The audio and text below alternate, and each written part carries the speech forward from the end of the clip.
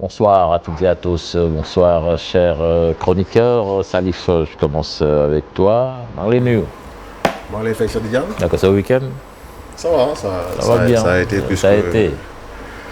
puisque quand même les Gunners ont repris la première place. ah waay Arsenal a gagné. waaw yow waxuma Tëngéej mi ngi jege. waaw non loolu non boobu dinañ ci wax boobu dinañ ci ñëw chez nous d'abord ah.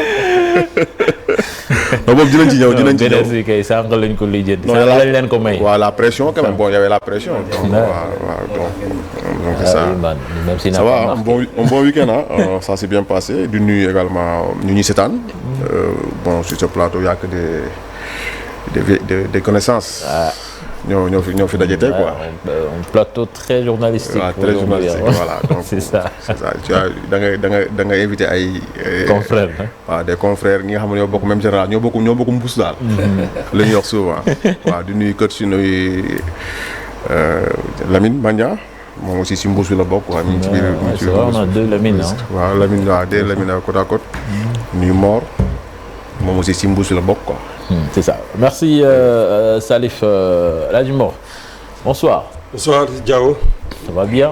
Oui, ça va bien. J'imagine que cette semaine vraiment scotché du côté de Rabat. Même si... Wow. Donc c'est un l'AS Ville de Dakar. Vous qualifiez Final Eight. Vous n'avez qu'une très bonne performance. Je pense que week-end bi moom sur le plan sportif. loolu moo gën a am attractivité pour sénégalais yi. bien sûr profiter aussi balaa dara di jaale coach Tafa Gueye. qui a perdu son grand frère Issa. qui a été coach de basket aussi il a coaché le Jaraaf. je pense dernière équipe bi mu coaché sax Jaraaf la. donc di ko jaale di masawu famille bi yëpp di rafetlu ci invitation bi déjà ñu nuyu coach Lamine Diédhiou ak Maradia alias Salif donc. surnom boobu foog nga wax ñu fu mu jógee quoi on ne comprend pas mais Lamine moom il comprend très bien Lamine Konté maa ngi lay nuyu. maa ngi lay nuyu bu baax Cheikh Tidiane di am mbégte retrouver les téléspectateurs di nuyu bu baax Lamine que je retrouve je suis souvent sur les réseaux sociaux am mbégte dajeeg Mor chaque fois qu'il y a beaucoup de basket il est très éclectique dans les disciplines sportives. C'est un plaisir de t'avoir sur le plateau. Et toujours avec le même plaisir de voir Salif, de partager le plateau et pour parler de sport en général, de football en particulier. C'est ça. Merci coach Lamine. Lamine ñu ngi lay nuyu.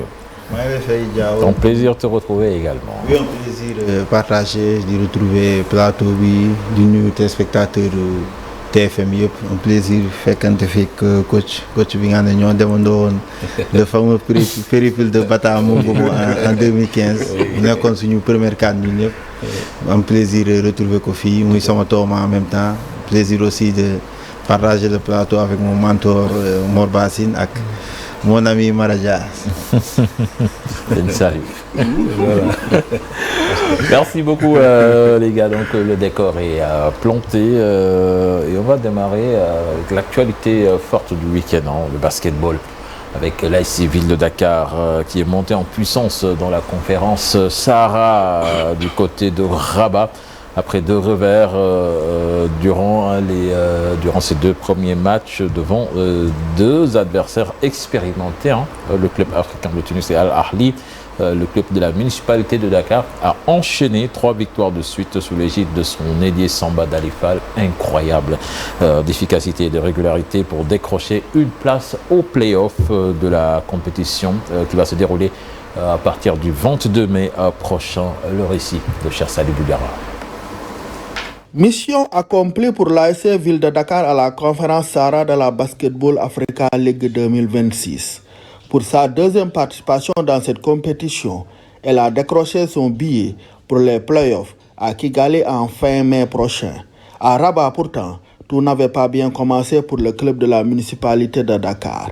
Face au club africain de la Tunisie, l'équipe de Moustapha Gaye rate son entrée en lice. Le manque d'adresse longue distance, combiné à celui d'alchimie entre les recrues et les joueurs locaux bien au rendez-vous, ont fini par faire sombrer l'AS Ville de Dakar, 85-79. 2 jours après, elle montre un bien meilleur visage et du répondant devant Al Ahly d'Égypte. Les ajustements apportés par le coach et le réveil de l'Ivoirien Souleymane Diabaté ont poussé les Égyptiens dans leur dernier retranchement. Grâce à l'expérience, Al-Ahli s'impose finalement 76-72. Les Sénégalais sont dos au mur. Ils doivent impérativement remporter leurs 3 derniers matchs pour composter leur ticket. Après 3 jours de repos et l'entrée de Samba Dali dans le 5 majeur, l'AS Ville de Dakar crée la sensation contre le club hôte, le Fils de Rabat. Axel Toupane et compagnie remportent le duel épique compte tenu de l'enjeu et la rivalité exacerbée entre Marocains et Sénégalais depuis la finale de la CAN de football 2026. Un succès requinquant sur la marque de 67-66. L'espoir retrouvé, la confiance aidant, les équipiers de Samba Dali Fall s'imposent également dans une rencontre très disputée face aux Ivoiriens des ICA Kings battus 83-75. La qualification entre ses mains, l'AS Ville de Dakar, ne se fait pas prier face aux McTown Flyers. Les protégés de Moustapha Gaye dominent du début à la fin le match. Une large victoire sur le score de 79-62, synonyme de participation au Final 8 du 22 au 29 mai prochain à Kigali. Et on a corrigé un peu les lacunes qu'il y avait dans notre jeu depuis le début du tournoi. On a été présent au rebond et on a plus partagé le ballon. Vraiment, je félicite l'équipe dans son ensemble. C'est le match qu'il fallait gagner et on a répondu présent. C'était un peu compliqué au début parce qu'on a perdu 2 matchs. Mais nous avons cru en nous, nous avons cru au fait que c'était un tournoi et que nous avions encore notre destin en main. Donc il fallait agir match après match et surtout nous améliorer dans le contenu du jeu. Avec ses 3 succès et 2 défaites, l'AS Ville de Dakar termine à la 4e place de la conférence Sahara et au 7e rang des équipes qualifiées aux play-offs. Cette position lui donne comme adversaire en quart de finale Al-Ahli d'Égypte. Une revanche à prendre pour maintenir le rêve de ça. Cher Sadibou Boudiara, merci. Alors, bon, on va commencer par toi.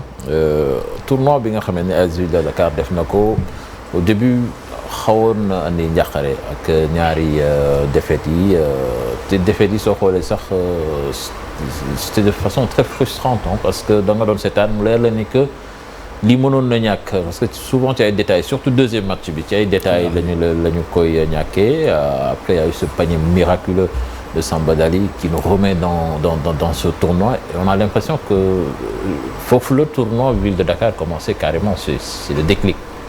Bon, mën nañu wax ne match boobu contre FUS mooy déclic bi parce que déjà il fallait gagner ce match pour bokkaat ci course bi suñu xoolee 2 défaites yi mu am contre Club Africain.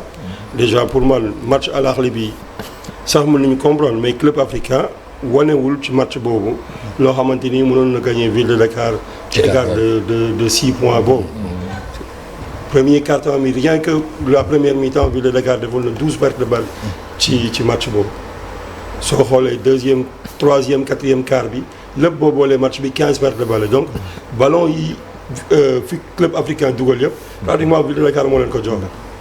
amul woon défense yi Jesse Jones Junior, Omar Abada donc ils nous ont carrément tué ce match-là. À 3 points. Pour 3 points. Nga ñëw contre Al-Ahli sur les 44 dernières secondes ci match boobu Al-Ahli jël na 3 voire 4 rebonds offensifs yoo xamante ni ñun soo ko dominé woon tu gagnes le match.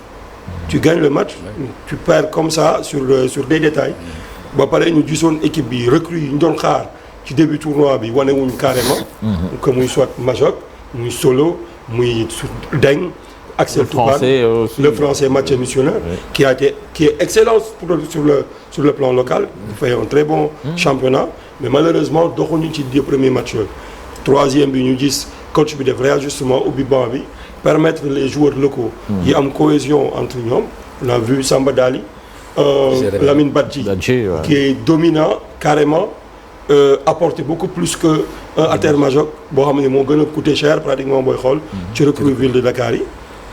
mu def réajustement bi équipe bi gagné premier match contre FUS. C'est vrai que le score bi c'est 67-66, mais ça a permis à l'équipe de retrouver sa confiance. Même tes conditions, parce que c'est 4 secondes de la fin sur un 3 points miraculeux. C'était pas donné. Nous, on regardait la rencontre à la télé comme ça. Quand Tafa Gueye prenait le temps mort di def kii zone avant bi 14 secondes beaucoup disaient pourquoi mu jël ko foofu est-ce que sorewul mais boo xoolee période boobu il y avait que Samba Dali et Solo qui avaient la main sur la ligne des 3 points ñun li ñu gën a may chance mooy Diagne Mohamedou le joueur de FUS dafa marché ma jàpp bal bi roulé ñu sifflé ko marché donc on a eu encore la possession cette possession là nous a permis on a su prendre ce tir Samba a su prendre ce tir aujourd'hui permettre Ville de Dakar mu gagner amaat confiance parce que man j'ai échangé avec le joueur après le match bon créer déclic bi dans le groupe ça a permis à l'équipe de retrouver sa confiance de préparer les autres matchs parce que xamoon naa ne peut-être man FUS mënoon na métti mais boo xoolee Jacques King mooy jeunesse club d'Abidjan King ak Mactown Flyers li ñu joué Ville de Dakar bu aussi niveau tuuti par rapport ak li ñu joué club africain ak Al Ahly mën na ci génn parce que ñooñu bëriwuñ collectif ay individualité la tey soo jëlee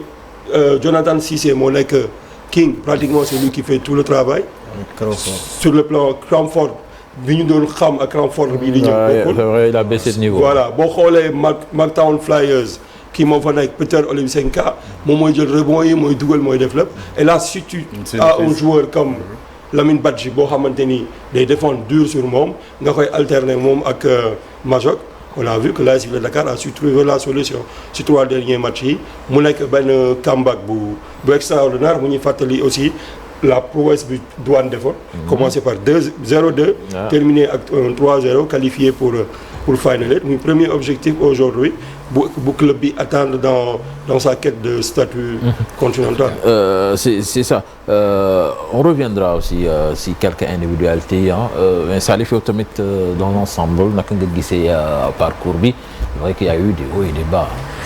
Oui, je pense que si on se souvient bien semaine passée wax nañ ko fii début bi bon je pense que suñu doon wax fii c'était pas trop ça parce que bon c'était très poussif loolu je pense qu'il faut le reconnaître parce que Mor mu koy souligner sànq des recrues ñi nga xam ko mu ne Majok ay solo Diabat ñi doon xaar ñi nga xam ne attente dafa bëroon ci ñoom il n'avait pas montré grand chose surtout début je pense que également loolu moo taxoon Solo après il s'est bien repris. waaw j'ai pas de début ouais c'est vrai après il s'est repris bon moo tax c'est parfois yenn défaites du ñu naan souvent parfois am na baax na baaxul mais comme bi je pense que quand même ça me rappelle surtout l'AS Douane comme Mor mu koy wax sànq déjà bu ñuy amoon 2 défaites beaucoup de gens ne les voyaient pas revenir maintenant ils sont revenus quand même parce que quand même il y a l'orgueil également qu'on a noté au sein de cet effectif surtout également moi je salue également l'autre comment dirais-je réagissement yu Tafa Gueye indi je pense quand même il a su comprendre que quand même à un moment donné il faut quand même faire entrer surtout des joueurs nga xamante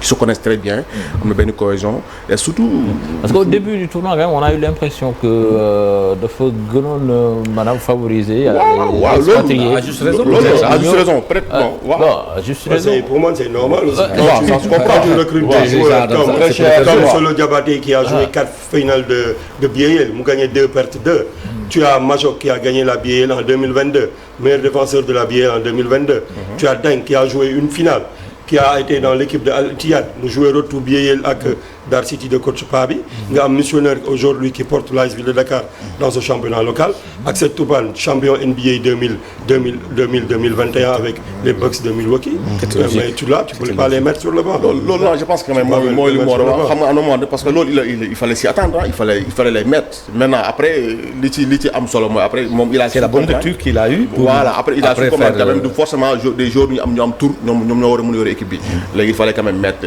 des joueurs surtout des joueurs locaux ay Samba Dali pour moi c'est le meilleur joueur local loolu day prouver également que le championnat bi il y a des très bons joueurs qui sont mais mën nañu wax sax meilleur joueur du tournoi ci côté Ville de Dakar effectivement c'est moom moo ñëw déclic bi moo wax na ko c'est la réalité si moom la jógee donc quand on te dit que Samba Dali il évolue au Sénégal dans notre championnat ñu bëri peut-être duñ ko gëm mais il y a le niveau am na il y a des joueurs qui ont du niveau il l'a prouvé ci BL bi je pense qu'il a été issu en sélection loolu également ça fout quand même c'est un joueur très talentueux man je les félicite surtout et puis surtout Diao le courage quand même de Tafa Gueye xam nga il a perdu son frère à la veille du dernier match c'était pas facile c'était pas évident et puis nga mën tenir ci conditions yooyu mais quand même yàlla dimbali na ko am na il a pu tenir ba yàlla suturaal na ko ba équipe yi mujj na qualifié ci finale yi donc ce qui reste quand même une grosse prouesse pour non seulement pour lui c'était sa première BL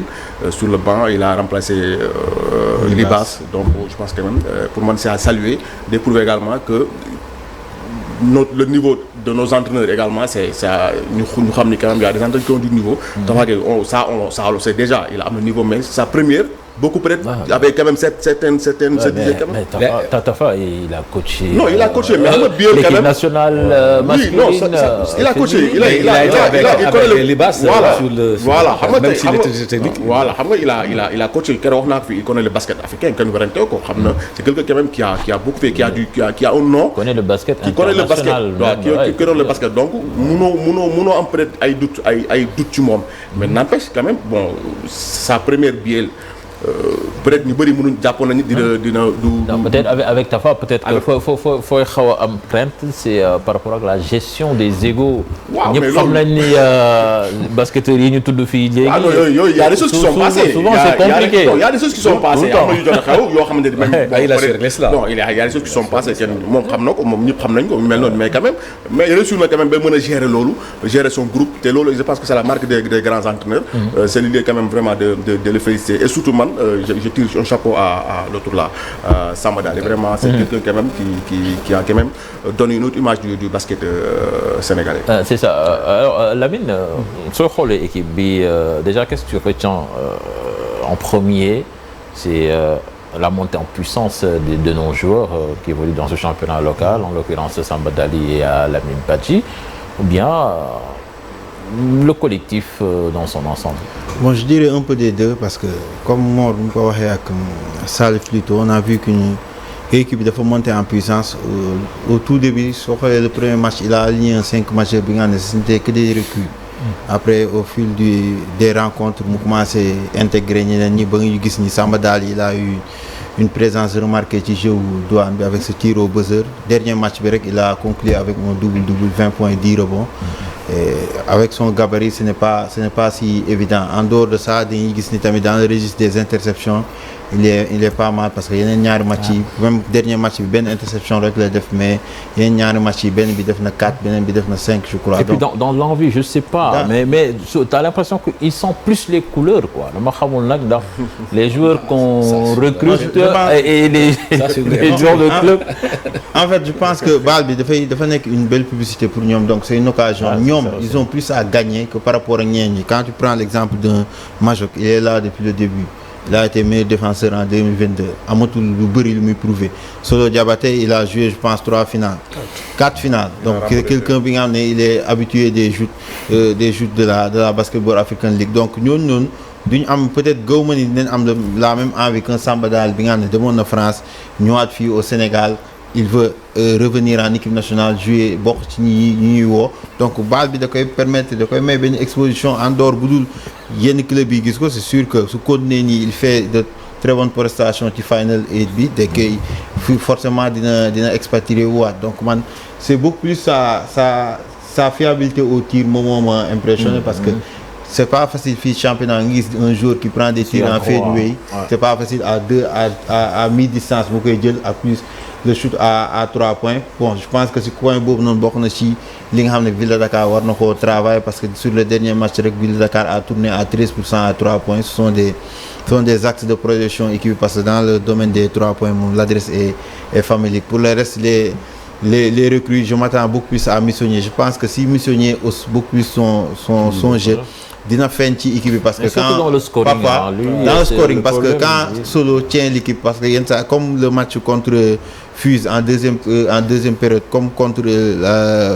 l'avant-dernier match contre JCA King Solo il a marqué 13 de ses 18 points en deuxième mi-temps donc da lay wan ni il est monté aussi en puissance donc bu dee day Solo il n'a pas peut-être la force ak instant yi il prend de l'âge mu mën a téye équipe bi pendant 40 minutes il doit y avoir un relais sur le banc donc je pense que Missonnier wane na ko dans le championnat local il peut se bonifier man je pense pas que c'est un mauvais joueur mais c'est peut-être qu'il a eu un problème d'adaptation parce que niveau yi dafa basculer assez rapidement parce que là championnat bi bon on dira pas du niveau bi baaxul mais Basketball African League c'est un autre niveau fu ngay dem bay croiser avec Omar Abada bi nga xam ne c'est l'un des meilleurs playmakers d'Afrique donc yooyu noonu rek changement de contraste bi dafay xaw a édifiant donc moo tax ma jàpp ni si recrues suñu yéegee man je pense que les joueurs locaux ils ont déjà ñoom ils sont au niveau recrues ñoo gën a yokk niveau bi ñu nekk ci standard yi ñu leen xamee woon ci li ñu daan wane ci basketball African League bi pour que Ville de Dakar mën a performer parce que je pense que si les recrues majeurs gën a présents au niveau des rebonds benn Deng gën a présent au niveau de l'adresse à 3 points aidé par le sniper Silla bi nga xam ne je pense qu'il peut avoir beaucoup plus de temps de jeu. Ville de Dakar peut espérer beaucoup mieux que surtout que dañuy dajeek benn Al Ahly bi nga ne xam nañ ko et Al Ahly nous a battu difficilement 66-72. On en reparlera tout à l'heure. Alors coach, après 2 premiers matchs moom xawoon na yàqare pensé que ça allait caler mais bon. Oui. Mais moi bon avant de commencer je vais def comme Mor Dialé Moustapha son frère ba pare wax que toute notre satisfaction.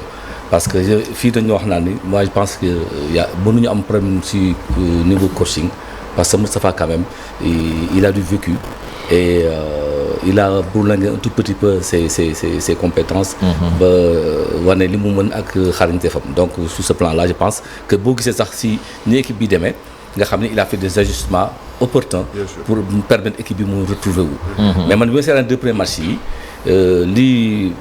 lii Salif souligné sànq mooy quand on perd moom moo ko doon wax quand on perd contre Al Ahly par exemple sur 3 rebonds offensifs yoo xamante ne c'est quelque chose da ngay am possession bi da ngay gagner match boobu donc il y avait de la fébrilité on n'a pas compris mais bon là c'est vrai que il avait à les mettre du savon effectivement Moustapha Gaye a eu à faire des ajustements pour dellu ci équipe bi léegi li Lamine doon wax jour locaux yi fii la amee importance parce que il faut si le bayal bi amee importance am mooy def leen ici à un niveau supérieur ku si comprendre affaire bi boo duggee tu vas saisir sa chance pour amener ton niveau à notre degré ba mu lay permettre yow tamit après nga jóge si nekk un jour bu mën a intégrer le top des équipes africaines. Donc aujourd'hui c'est une grosse satisfaction bi nga xamante ni même contre FIS boobu on a eu très peur. Parce que c'est à 4 secondes de la fin qu'on a mis 3 points avec Samba Diallo son panier là. Suñ ko pertoon dafay nekk lu gën a compliqué pour l'équipe. Heureusement ça a été un chute salutaire et ça a sonné la révolte au sein de la AS Ville de Dakar qui a gagné ces 3 matchs stop yëpp mu gagné ko. Donc ça nous a fait du bien. Aussi le calendrier ça a un peu aidé hein. Oui mais ils sont tombés sur de bonnes équipes c'est vrai. Je pense que même Al Ahly réputation mais Al Ahly je pense que ni pour moi c'est l'équipe d'Al Ahly la plus faible. Oui moom tour bi moo fa nekk mais je pense que moom dafa ñu gagné contre vraiment contre sur les détails. Mais pourtant ils sont bien placés hein. Oui mais ils sont bien placés mais boo xoolee classement ils sont bien placés mais booy comparer le rendu waaw le ko ñëw 2023 bi ñëw 2024 ah non par rapport ak yeneen équipe yi je pensais que ci tournoi bi c'est l'équipe la plus faible bi ñëw ci kii en tout cas je pense que c'est une bonne chose que ñu war dem Kigali.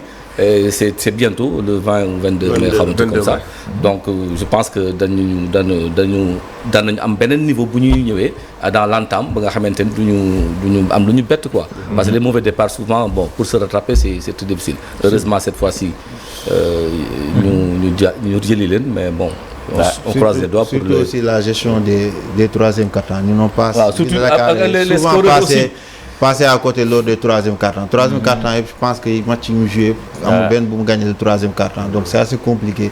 Entre soit valser entre premier et deuxième mi-temps, on perd correct. Parfois, on a un écart sur le feuille au bord avec d'autres soirs. C'est ça, pour nous Delsoir déjà fait. En tout cas, Viendo, l'ancien international sénégalais, analyse et propose des ajustements clés. Par rapport à ces chocs à venir face à Al Ahly, champion en 2023, en adversaire dans tout autre calibre. Je vous propose de l'écouter. Pour la participation de l'ASC Ville de Dakar, moi je pense qu'au début c'était très très compliqué parce que l'équipe n'a pas fait une bonne entrée avec 2 défaites successives. Mais bon, sur des écarts moindres, on peut dire, et puis ce qui pouvait donner espoir aussi. Pour le reste du tournoi et vraiment ils se sont ressaisis. Maintenant tout dépendait aussi des choix du coach hein. Ça il faut le dire parce que moi mon constat par rapport au déroulé des matchs chaque fois le 5 majeur bon c'était un peu compliqué pour eux.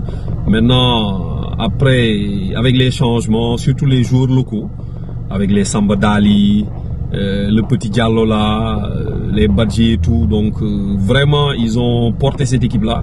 Parce que pour preuve, pratiquement, si je me trompe, c'est Samba Dali qui est sorti meilleur marqueur de l'équipe pour ce tournoi. Donc, au fil de ce tournoi aussi, l'équipe est montée en régime. Et ils ont basé leur stratégie sur la défense. Parce que ça, il faut que les gens le sachent. Si vous ne défendez pas bien, vous ne pouvez pas vous en sortir. Pour gagner un match, il faut bien défendre et après gérer les attaques sérieusement. Maintenant, bon, à mon avis aussi, par rapport aux Français, c'est très compliqué pour lui parce que par rapport au shoot, c'est difficile parce que c'est pas un bon shooter. Donc ça, c'est des choses à rectifier et puis que les gens prennent conscience que durant les playoffs, ce sera très très difficile et qu'il faut mettre en place de très très bonnes stratégies pour pouvoir s'en sortir. Voilà, c'était Viendoye. Alors, Mor, fi mu nekk nii ñu ko waxee ñu ngi préparé quart de finale bi ak équipe bu Al Ahly yan ajustement la ñu mën a xaar déjà effectif bi il y a des possibilités que mu renforcer wu même si je pense que c'est quelque chose qui a été travaillé en amont mais faut de travail la boo xam ne day continuer. Bon, parce que booy jëlaat tu peux pas déjà jël joueurs yi jouer ci saison bi nii ba pare il fallait que joueurs yi ngay ajouté waat ci équipe bi ñu nekkoon ci liste bi ngay déposé avant le début du tournoi. Là j'ai appris que ils sont en train de travailler avec pour enrôler Babacar Sané. Bon, croiser les doigts que mu ñëw parce que Ville de Dakar gi na ko soxla. surtout avec sa fougue surtout. loolu moom su ko amee loolu la ñuy wax dafay nan lañ koy waxee ci sax qualitativement. ça va impacter. day impacter équipe bu baax parce que boo xoolee dans le jeu intérieur que adresse extérieure bi surtout poste 3 bi am nañu koo xamante ne aujourd'hui mënul apporter beaucoup plus que ça on l'a vu ci match yëpp. tey booy xool meilleur scoreur Ville de Dakar c'est Samba Dali il joue poste 2 lay jouer. il tourne à 16 points par match. aujourd'hui il est à 50% de réussite au tir. ça veut dire que aujourd'hui boo amee un Babacar Sané qui buy ñëw ajouter beneen 50% ak l'apport de Solo et l'apport du jeune Badji qui fait aujourd'hui qui est au niveau des blocs c'est le 10e au niveau des blocs. donc ça veut dire que da nga am nu mu néew benn 3 Sénégalais plus Solo ak wala Axel wala Majok boo xam ne dinañ mën a pousser équipe bi pour ñu mën a tirer leur épingle du jeu contre Al Ahly parce que tu vas jouer Al Ahly 2 fois. le cumul des points là moo lay permettre nga dem en demi-finale. je pense que bu ñu amoon tey Babacar Sané. non mais loolu ngay wax noonu ça loolu lu jar a leeral la parce que on pensait que benn quart de finale même si tu gagnes d'un point. c'est un cumul des points parce que moi hier je me suis permis avant muy bind sama papier. d'aller regarder le règlement. tout le temps les gens ont besoin de savoir. loolu mooy kii bi. déjà Ville de Dakar n'a pas terminé 4e de la conférence. Ville de Dakar a fini 3e de la conférence. c'est une erreur des stades de la BAL. bu def Ville de Dakar 4e alors que Ville de Dakar daa door FUS. ñoom ñoo def tableau bi. Ville de Dakar dafa door FUS. Ville de Dakar a 8 points comme FUS a 8 points. mais Ville de Dakar a gagné FUS de 1 point. donc Ville de Dakar passe devant FUS. mais dans le classement général. soo jëlee les 2 conférences. Ville de Dakar est 7e de la saison régulière. donc loolu mooy tax muy jouer Al Ahly Égypte bi jël 2e de la saison régulière. donc dañuy premier contre 8e 2e contre 7e. 3e contre 6e 4e contre 5e. loolu moo génne les choix des quarts de finale des affiches des quarts de finale. mais les quarts de finale sur le site sur le règlement sportif de la BL cette saison. c'est 2 matchs plus cumul de points pour désigner l'équipe qualifiée en demi-finale. Voilà. c'est ça donc c'est clair mais comme ni nga ko waxee équipe bi def na ay erreurs surtout 2 premiers matchs yi même am match yi mu gagné sax am na ci ay match yoo xam ne wax dëgg fa suñ ko jàngatee dañu gis ay erreurs yoo xam ne dañ koy def ci mel ni les rebonds et des fois aussi sur les tirs primés ngay gis kenn ku nekk on fire. souvent dañ koy bàyyi muy sànni rek on a l'impression que on a du mal à neutraliser les impact players de l'équipe adverse. Je pense que défensivement aussi côté boobu aussi faut ñu travailler ici par rapport à ça. Effectivement parce que tey boo xoolee sur les 5 matchs. Parce que Al Ahly seen américain bi keroog il est rentré c'est le meilleur joueur. tey boo xoolee sur les 5 matchs joués par l'AS Ville de Dakar l'équipe a inscrit 380 points contre 362 encaissés. Donc ça veut dire que match bi ngandul trop. Entre l'attaque et la défense c'est 18 points de différence. Je montre qu'aujourd'hui comme li nga wax sur les 5 matchs joués. Parfois da ngay bàyyi rebond bi carrément l'adversaire il y a pas de défense en plus amul repli boobu si yenn kii offensive yi transition défensive yi wala offensive adverse yi doo gis équipe bi ñu replier wu pour man dafa war a nekk loo xamante ni aujourd'hui c'est benn esprit d'équipe la ñoom ñëpp parce que défense bi d'abord c'est individuel avant d'être collectif pour man le basket c'est la défense est d'abord individuelle avant d'être collective tey mënoo défendre ci sa waay tu laisses ce vis-à-vis mu jël temps tir armé dóor 3 points daw walawaat mu dóor 2 points layup bi manqué mu jëlaat rebond bi dugal ko loolu ça montre que y a faille amul inactivité amul réaction de Ville de Dakar on a vu que l'équipe était beaucoup plus dans la réaction que dans l'action ci 2 premiers matchs yi contre FUS lañ commencé di ñëw mais comme Lamine ni mu expliqué ça 3e quart-temps tu les vois pas pratiquement ils se disent que peut-être match bi gagné nañ ko démb rek. même hier waaw. contre Flyers. tu mènes largement nga ñëw 3e quart bi après nga commencé bàyyi mu ñëw ba à 10 points. à 10 points tey bu nekkoon yenn équipe yoo xamante ni comme Al Ahly wala yenn tu risques de perdre le match. Parce que ñeneen défensivement c'était pas ça. C'était pas ça moo tax ma ne au début.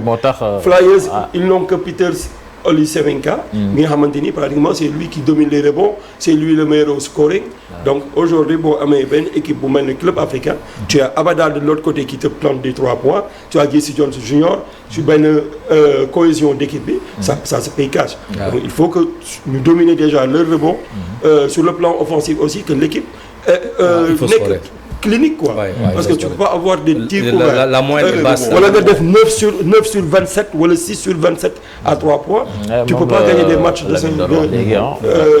dans le haut niveau comme ça et 6 sur 27 à 3 points ñoom xam nañu il faut aller point de vue offensif il faut viser à aller sur les 80 points par match ça veut dire 20 points par 4 soo ko deful tu risques d'être planté c'est ça alors Lamine donc il y a ces 3 semaines je pense yoo xam ne ça peut servir vraiment de laboratoire à Tafa Gueye pour mieux travailler son collectif. Je pense que forcément on verra une meilleure équipe de l'AS Ville de Dakar qui play-off.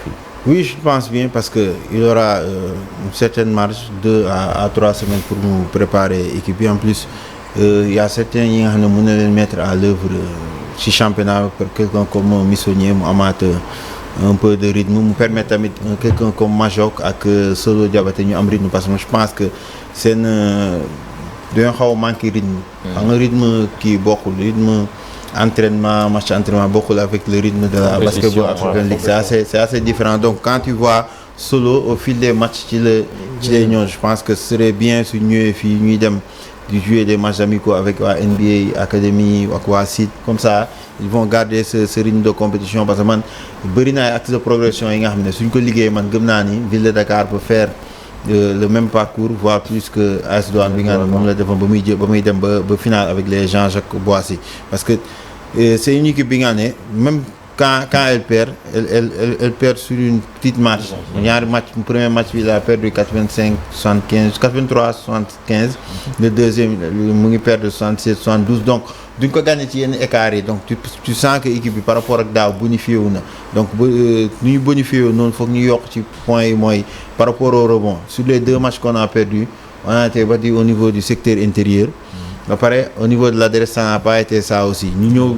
yeneen match yu ñu gagné yëpp on a capté plus de rebonds que nos adversaires sauf que ñun fenn lañ xaw a compenser surtout le dernier match on a été à 58% au tir à 2 points contre 2 sur 15 à 3 points donc man dama jàpp ni derrière l'arc foofu noonu leen war a gën a dina liggéey je pense que Tafa Gueye identifié na ces soucis là suñ ci liggéeyee gëm naa ni mën neen am dara parce que foog ñu am benn tireur un tireur fiable par exemple ba ñuy joué contre FUS Rabat y avait ce Sud-Soudanais nga xam ne à chaque ñëw na durant le 3 waaw Kouani à trois reprises tir planté na des 3 points yi nga xam ne ça permet au FUS ñu am benn écart ñun dans notre équipe on a pas ce joueur qui peut faire ça on a un Samba Dali bi nga xam ne mën na dugal benn après mu enchaîner les 2 points après tenter on n'a pas un sniper bi nga xam ne il est fiable peut-être un Sylla comme Jones l'avait fait contre rek Jones keroog moom moo ci génne club africain parce que yooyu noonu en général soo seetloo baal ñi koy jël ñu ci bëri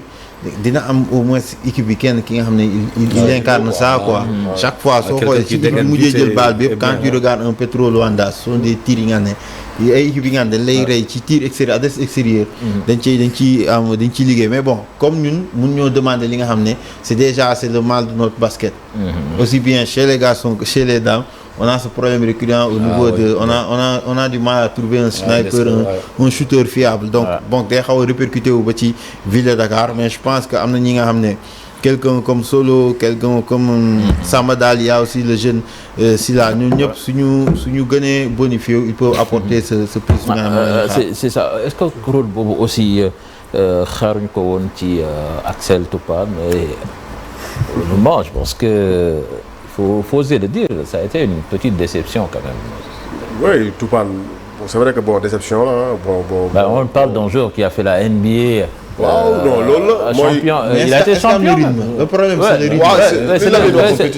c'est le rythme, mais par exemple, un gars comme Crawford bon mi ngi koy wax sànq année yi passée dañ ko doon gis su ñëwee des matchs il te plantait facilement 30 points. mais différence bi peut-être ak Crawford peut-être il avait beaucoup plus de rythme dafa am parce que quand même li Lamine wax c'est important man bi ma seetaanee Toupane des premiers matchs boppam je pense que la def le constat je me suis dit mais Toupane c'est quoi son problème après au fur et à mesure ñuy dem tu te rends compte quand même peut-être problème rythme lañ mun a l'impression que c'est un joueur qui revient de blessure qui n'a pas ses repères. Je sais pas voilà moom mun na perdre ay repères yooyu mun na nekk peut-être amul ay repères yu mel noonu ba pare et puis tu sens quand même il se fait pas du violence je pense que quand même loolu c'est le joueur en personne je pense que quand même au niveau bi le niveau bi dafa kawe et puis quand tu joues de cette façon ni muy jouer ni tu sens pas son impact ci dans le jeu ci progression équipe bi moo tax boo xoolee à l'issue de cette conférence man je trouve quand même il y a déception là pour man de Toupane. Maintenant je sais pas xëy na lan moo ko war à 100% lan la peut-être on sait pas trop mais peut-être rythme moom bu ñuy li ñu quand pas de rythme ça c'est le constat qu'on a fait maintenant au fond je sais pas ndax comme li nga wax mën na nekk peut-être retour de blessure on sait pas yu mel noonu mais c'est la déception vu fu mu jógee fu mu jaar son parcours nga jaar NBA donc attente bi dafa rëyoon à son niveau donc quand il passe à côté de cette conférence donc pour man c'est une grosse déception maintenant juste par rapport ak li Mor ak Lamine wax c'est important je pense que Mor moo ko par rapport au recrue ñu war a ñëw parce que Babacar Sané pour man quand même c'est une très bonne recrue buñ ko amee surtout quand même dina mën a compenser lu bari. dina mën a apporter beaucoup plus de comment dire d'harmonie ci équipe bi ci équipe bi. on en a besoin parce que booy am Al Ahly déjà gagné na la fii ci kii bi ci phase ci conférence bi ñu génn Al Ahly quand même je pense que voudra quand même confirmer face à Ville de Dakar. Donc je pense quand même on aura besoin de renforcer ce groupe pour aller jusqu'au bout je pense. Il faut aller chercher le titre, pourquoi pas. Alors on va terminer parce que Balbi aussi c'est pas que l'AS de Dakar en tant que Sénégalais on a aussi d'autres Sénégalais comme Diagne yaa ngi koy wax sànq bu nekk FUS on a d'autres coachs aussi Pape Gueye qui a déjà fait son histoire avec l'AS Douane tey jii tamit mi ngi koy wane ci beneen équipe. Déjà, Diagne dañuy saluer ses performances parce qu'aujourd'hui c'est le 5e meilleur rebondeur de la saison régulière actuellement avec FUS. Il est à une moyenne de 10 rebonds par match. Secteur boobu qui moo ko dominé Makok Mathiang qui est à 16 rebonds par match. C'est un joueur qui monte en puissance au fil des saisons. C'est le meilleur contreur je pense. Voilà, c'est le meilleur au niveau des contres aussi avec 2,6 contre par match. suñu rencontre yooyu aussi beneen Sénégalais mu ngi fa à la 10e place muy Badji. à moins que aujourd'hui c'est des joueurs qui sont passés par le championnat local. C'est pourquoi quand on parle parfois que le basket local sénégalais n'est pas mort comme nous Yakare, parce qu'aujourd'hui, Samba Dali, il est formé, que soit Silla, Badji, ils sont passés par là. Aujourd'hui, Diagne, il a fait ses classes ici. C'est un ancien enfant de troupe, joué Jeanne d'Arc, Demdouane. Là, il joue à sa deuxième saison à FUS. Il fait partie aujourd'hui des cadres de cette équipe de FUS. Je pense que ça montre aujourd'hui le potentiel du Sénégal en termes de joueurs. On parle souvent en Europe, aux États-Unis ou à la FNN, mais sur le plan local, sur le plan africain aussi, on a des joueurs aujourd'hui capables de candidater en sélection. Par exemple, avant un petit côté ça, par exemple, Samba Dali dit, est-ce que c'est une option crédible pour Ngagne? Pour moi, c'est une option crédible parce que Samba Dali a déjà joué avec l'équipe nationale A. Il a fait le tournoi pré-qualification de Lagos en 2023. Donc il est déjà dans l'équipe nationale. Peut-être que nous avons une sélection, mais là, vu ses performances, que ce soit Samba, que ce soit Diagne, que ce soit Badji, pour moi, prochain regroupement, l'entraîneur doit voir ces joueurs-là, leur permettre aujourd'hui de les confronter avec les expatriés, nous pour avoir le meilleur 12 Sénégalais possible. Parce que si nous avons un camp pour préparer aujourd'hui la fenêtre de juillet, on a une sélection de présélection de 20-25 joueurs pour tirer aujourd'hui les meilleurs, permettre que le Sénégal, au mois d'août qu'au mois février 2026 à février 2027, bu nga xamanteni cadre yi ñëwul wala les joueurs d'Euroleague ñëwuñu ñu am ay joueurs aujourd'hui capables de répondre présent.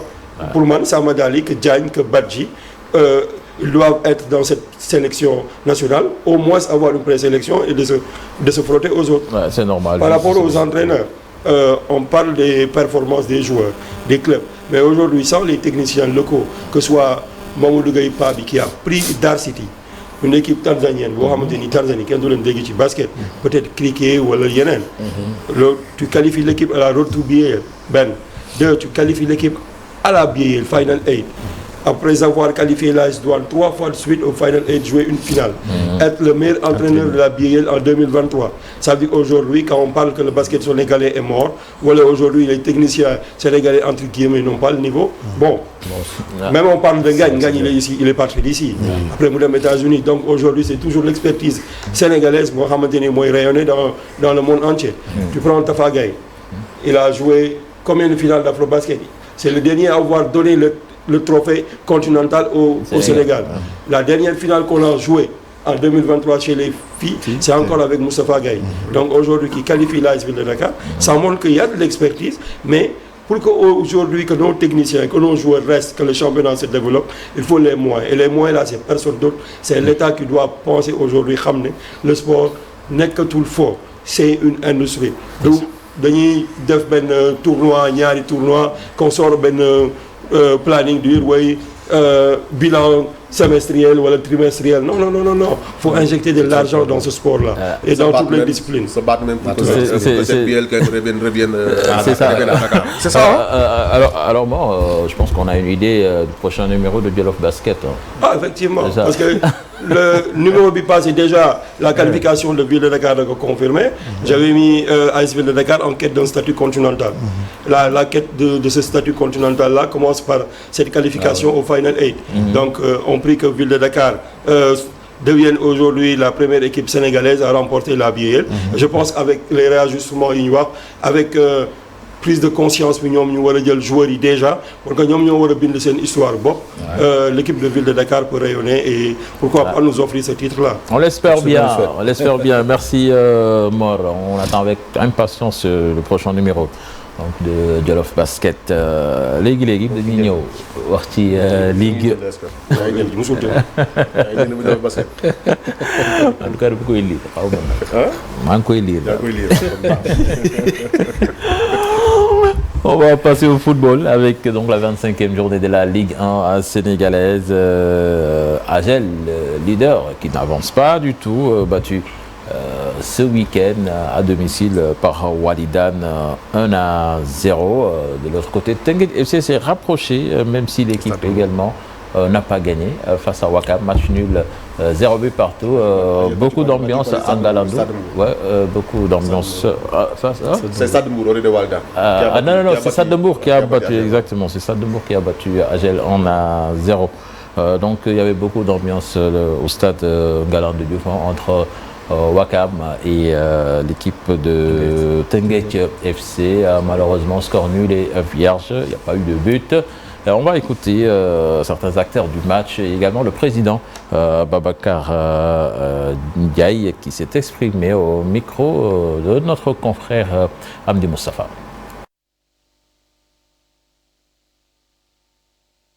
foog naa ne tey boo xoolee 18 jours yi fi nekk amul kenn ku fi nekkoon daaw donc c'est un derby, il y aura pas de violence, ça sera une belle fête ñu ngi invité ñëpp c'est la belle fête du football rufisquois parce que tey sant yàlla ba ville de Rufisque am ñaari équipe yu nekk première division loolu foog naa ne c'est très rare donc il faut que autorité gën si jàpp que le meilleur gagne, c'est pas du guerre nee naa football la on va jouer un très bon match parce que tey boo xoolee depuis l'histoire de Saltigué Médiour Yaakaar c'est la première fois ñu am ñaari équipe Agel fi mu ne daf ko mérite dafa liggéey depuis 4, 5, 6 ans egsi fi foog ñu nangul ko TFC tamit du équipe bu màgget 14, 15 ans tey boo xoolee 18 yi fi nekkoon kenn nekk fi woon daaw on va continuer de travailler et dimanche.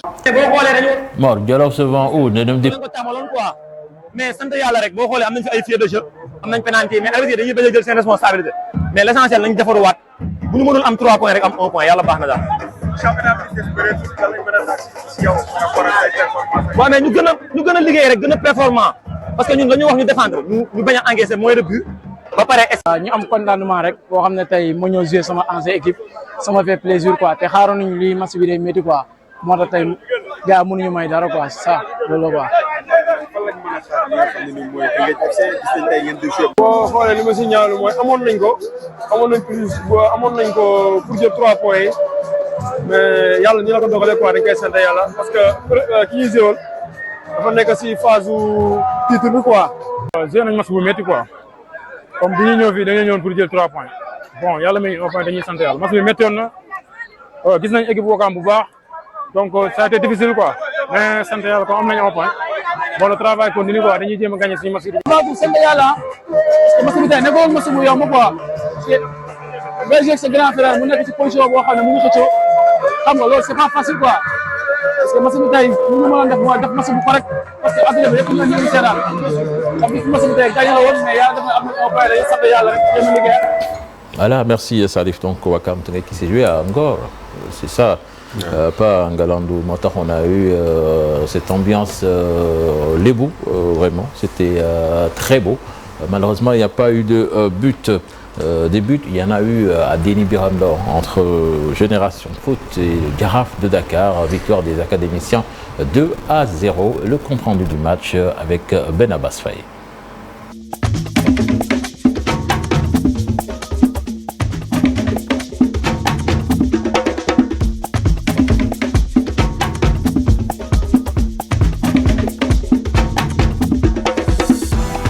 Le choc de cette 25e journée de la Ligue 1 a opposé Génération Foot au Jaraaf. Le spectacle a été au rendez-vous au stade Tibet Diagne comme à chaque fois que les deux formations se croisent. Le Jaraaf obtient la première chaude alerte sur cette intervention de Cheikh Gueye. Peu après, Abdourahmane Mbodj se présente seul devant Abdoulaye Diakhaté mais bute sur le portier médinois. Dominateur, Génération Foot ouvre le score par Mohamed Dieng qui a été bien décalé par Pape Abbas Badji. Les joueurs du Jaraaf qui se font contrer, il n'y a pas d'hors-jeu. Abbas Badji pour Pamadou qui va marquer et l'ouverture du score de l'Académie Génération Foot sur cette magnifique réalisation de Mohamed Dieng alias Pamadou. Génération Foot est récompensé pour sa domination. En seconde période, Abdourahmane Mbodj loupe encore une belle opportunité. Le meilleur buteur du championnat n'est pas du tout inspiré. Les visiteurs tentent de riposter mais la coordination laisse à désirer. Les académiciens appuient sur l'accélérateur et finissent par corser l'addition. Sur un corner bien brossé par Mamadou Koulibaly, Justino Cabo place une tête à bout portant. Bien joué! Et quelle tête! Cette tête rageuse de Justino Cabo pour sceller le sort de ce match sur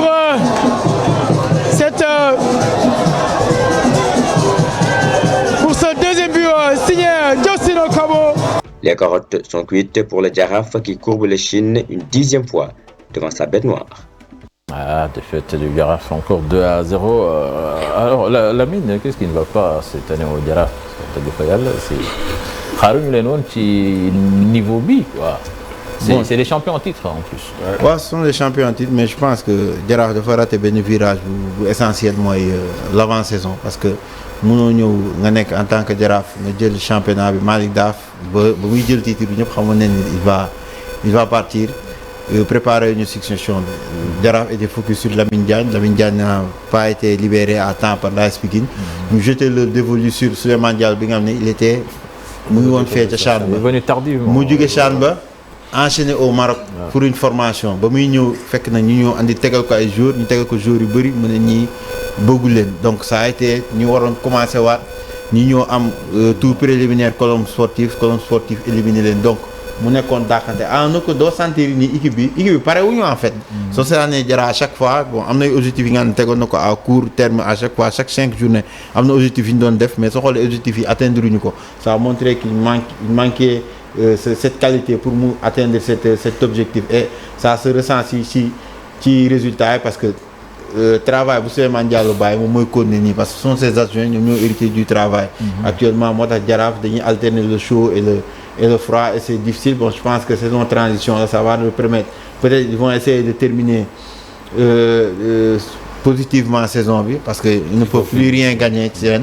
Bon, préparer déwén avec recruter déjà un très bon entraîneur parce que Jaraaf ce n'est pas tout le monde qui est destiné à entraîner le Jaraaf Dakar parce que am na am équipe bi nga xam ne dafa am ay entraîneur donc am na ñu bëri ko soo miinee le championnat local je te dis que le Jaraaf ne colle pas avec le style d'un Souleymane Diallo qui n'est peut-être pas yenn pression Jaraaf pression bu muy am n'a pas peut-être yoroon na Guédiawaye amoon na pression boobu même Tëngéej ak Guédiawaye yëpp ba mu leen di yor pression bi c'était difficile donc c'est un entraîneur bi nga xam ne genre style académicien la c'est quelqu'un qui a besoin de construire prendre son temps un projet et tout alors que les clubs traditionnels fii on n'a pas ce temps là ñoom dañuy bëgg a ñëw ñu gis résultat bi rapidement peut-être benn Tëngéej ñoom ñoo koy jéem a def mais les autres clubs traditionnels Jaraaf ne te laisse pas ce temps Youssoufa Dabo avec tout le pedigree bu mu am fii nii championnat bi gis neen lu mu daj au Jaraaf donc ce n'est pas Souleymane Diallo qui va échapper à ça.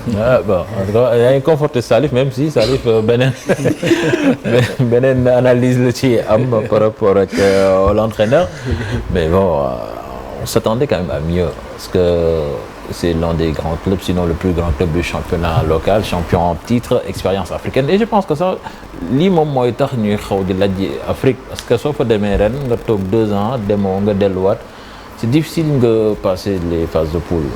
Wow, je pense que même tu l'as dit hein, même Lamine aussi li mu wax c'est très important xam nga aussi équipe mel ni Jaraaf moi je pense quand même à un moment donné parce que il fallait quand même ñu jël ay décisions fortes bon Malick Daaf déjà départ Malick Daaf c'est ça a été un choc loolu il faut le dire peut-être que xaw na leen bett wala bettu leen sax parce que bon ça on voit venir quand même quoi à un moment donné quand même Malick aussi voulait changer d'air voulait changer d'environnement mais non donc il a eu d'autres propositions mais des propositions meilleures après ci mu dem mais je pense que quand même Lamine wax lu am solo mooy Jaraaf quand même le constat mooy rek mooy man quand on a nommé Souleymane Diallo man je pense que j'ai été le premier à dire que quand même pour man erreur la je dis pas que c'est pas il connaît pas ce qu'il fait mais quand même son profil pour man ne colle pas au Jaraaf parce que Jaraaf nekk na équipe nga xam ne je pense qu'ils ont beaucoup plus besoin des entraîneurs quand même qui comme ñu am charisme mais ñu am profilu Malick Daaf par exemple yu mel noonu mën nañ fa nekk quand même des gens quand même ñi nga xamante ni xam nañ environnement club bi xam nañ club bi ni muy fonctionner dina c'est-à-dire ils savent gérer avec cette pression là mais Souleymane Diallo il a beaucoup plus quand même besoin quand même mooy nga xam ne beaucoup plus besoin quand même de temps il est beaucoup plus dans la formation dans l'éducation il est beaucoup plus un éducateur que pour man qu'un coach pour man qu'un entraîneur pour man loolu laa gis bi loolu feeñ na bi mu jaar Jaraaf on a vu quand même il est venu avec quand même sa méthode qui colle pas parce que aussi Jaraaf nekk na équipe club bi nga xamante ni tu viens tu fais des résultats une saison tu fais pas de résultats après boo def na saison Lamine mi ngi ko préparation hivernale bi war aussi defu ko je pense que loolu mooy déterminer réussite ou pas d'une saison waaw loolu mooy erreur bi parce que déjà ki nga yow kii bi nga koy tànn mi ngi woon CHAN mu jóge CHAN ñëw après mu enchaîné dem formation au Maroc léegi kooku tey bu résultat amul je pense quand même waa Jaraaf ñoom ci boppam je pense que erreur bi d'abord si ñoom la parce que ñoom ñoo ko choisir bi ñu koy choisir xamoon nañ ni kii mi ngi CHAN te bu ñëwee du force c'était pas si rien n'était garanti que joueur yi mu fekk sur place dina accompagner dinañ bokk si projet am donc y a tous ces ingrédients yoo xamante ne moo tax tey déjà Jaraaf arrêté son pour man sa saison dès le départ lañ ko raté ils n'ont pas fait le choix qu'il fallait faire maintenant il faudra quand même que ñu defarwaat nga xam ne heureusement quand même qu'ils vont assurer qu'ils vont rester en Ligue 1 donc ils n'ont qu'à peut-être defarwaat xam ni quand même déwén je pense que non du wàcc c'est que catastrophe mënul nekk loolu moom c'est pas le duc mais de toute façon on verra ce que ça va donner l'année prochaine mais dina leen permettre quand même au moins je pense que avec choix bi saison bi dina si jël ay enseignements yu bëri jàngat yu bëri yoo xam ne pour mooy prochaine fois peut-être je pense que moo bañ ok coach aussi suñu xoolee ci course au titre de champion là aussi Agel est-ce que nekkuñu bout de souffle parce que gagné tuñu mais heureusement pour ñoom ñi nekk ci ginnaaw aussi gagné wuñu. Oui, on a comme l'impression que vers cette fin de championnat, les nerfs sont plus tendus, on joue crispé, la preuve, on marque peu de buts. Seulement 9. Donc, c'est un truc. Mais avant de connaître sur ta question, je voudrais juste relever, bon, Souleymane Diallo, c'est un technicien quand même. Un grand technicien. Il va faire du corporatisme. Non, c'est pas du corporatisme. Je suis pas entraîneur de football comme eux. Je suis. mais je sais. Mais quand même, il faudrait que, faut pas que nous jël lu bari tek ci kawam. Xam nga li ngeen njëkk wax moo am solo. Le Jaraaf timing bi mu jëlee Souleymane ak préparation bi waroon am pour une équipe de ce standing. Loolu posé de problème. Ça a été mal mené. Donc Souleymane généralement quand tu recrutes un entraîneur comme un technicien dañuy discuter. Il connaît déjà les effectifs, il a envie de changer, de ne pas changer, de renforcer, de ne pas renforcer, mais daf siy waxtaan. Mais il vient, il tombe sur un groupe de travail, il connaît peut-être pas les jours, il a ses méthodes, il a sa façon de faire. Peut-être comme vous dites, je ne le connais pas personnellement pour xam nan lay liggéey yooyu, mais xam naa ni c'est un éminent intellectuel, un technicien de très haut niveau qui a coaché d'autres équipes avant de venir au Jaraaf.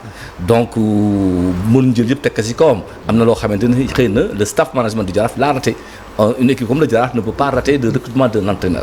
Loolu peut-être moo li nga xamante ne xëy na moo sooxe ba topp tey Jaraaf. mooy li moo sax dogguma la en fait les responsabilités sont partagées. Les responsabilités sont partagées. Jaraaf am na dirigeant am na ci wàll parce que choix bi ñoom ñoo ko def. mais Souleymane Diallo aussi man am na ci wàll parce que mënoo ko écarter parce que man li ma jàpp mooy méthode am ça colle pas ak bu Jaraaf.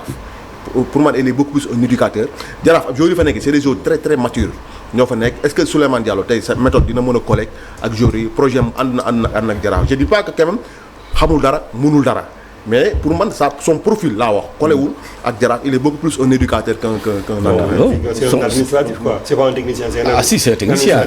C'est un technicien, c'est un formateur. Il est technicien, il est formateur, il est entraîneur de très haut niveau.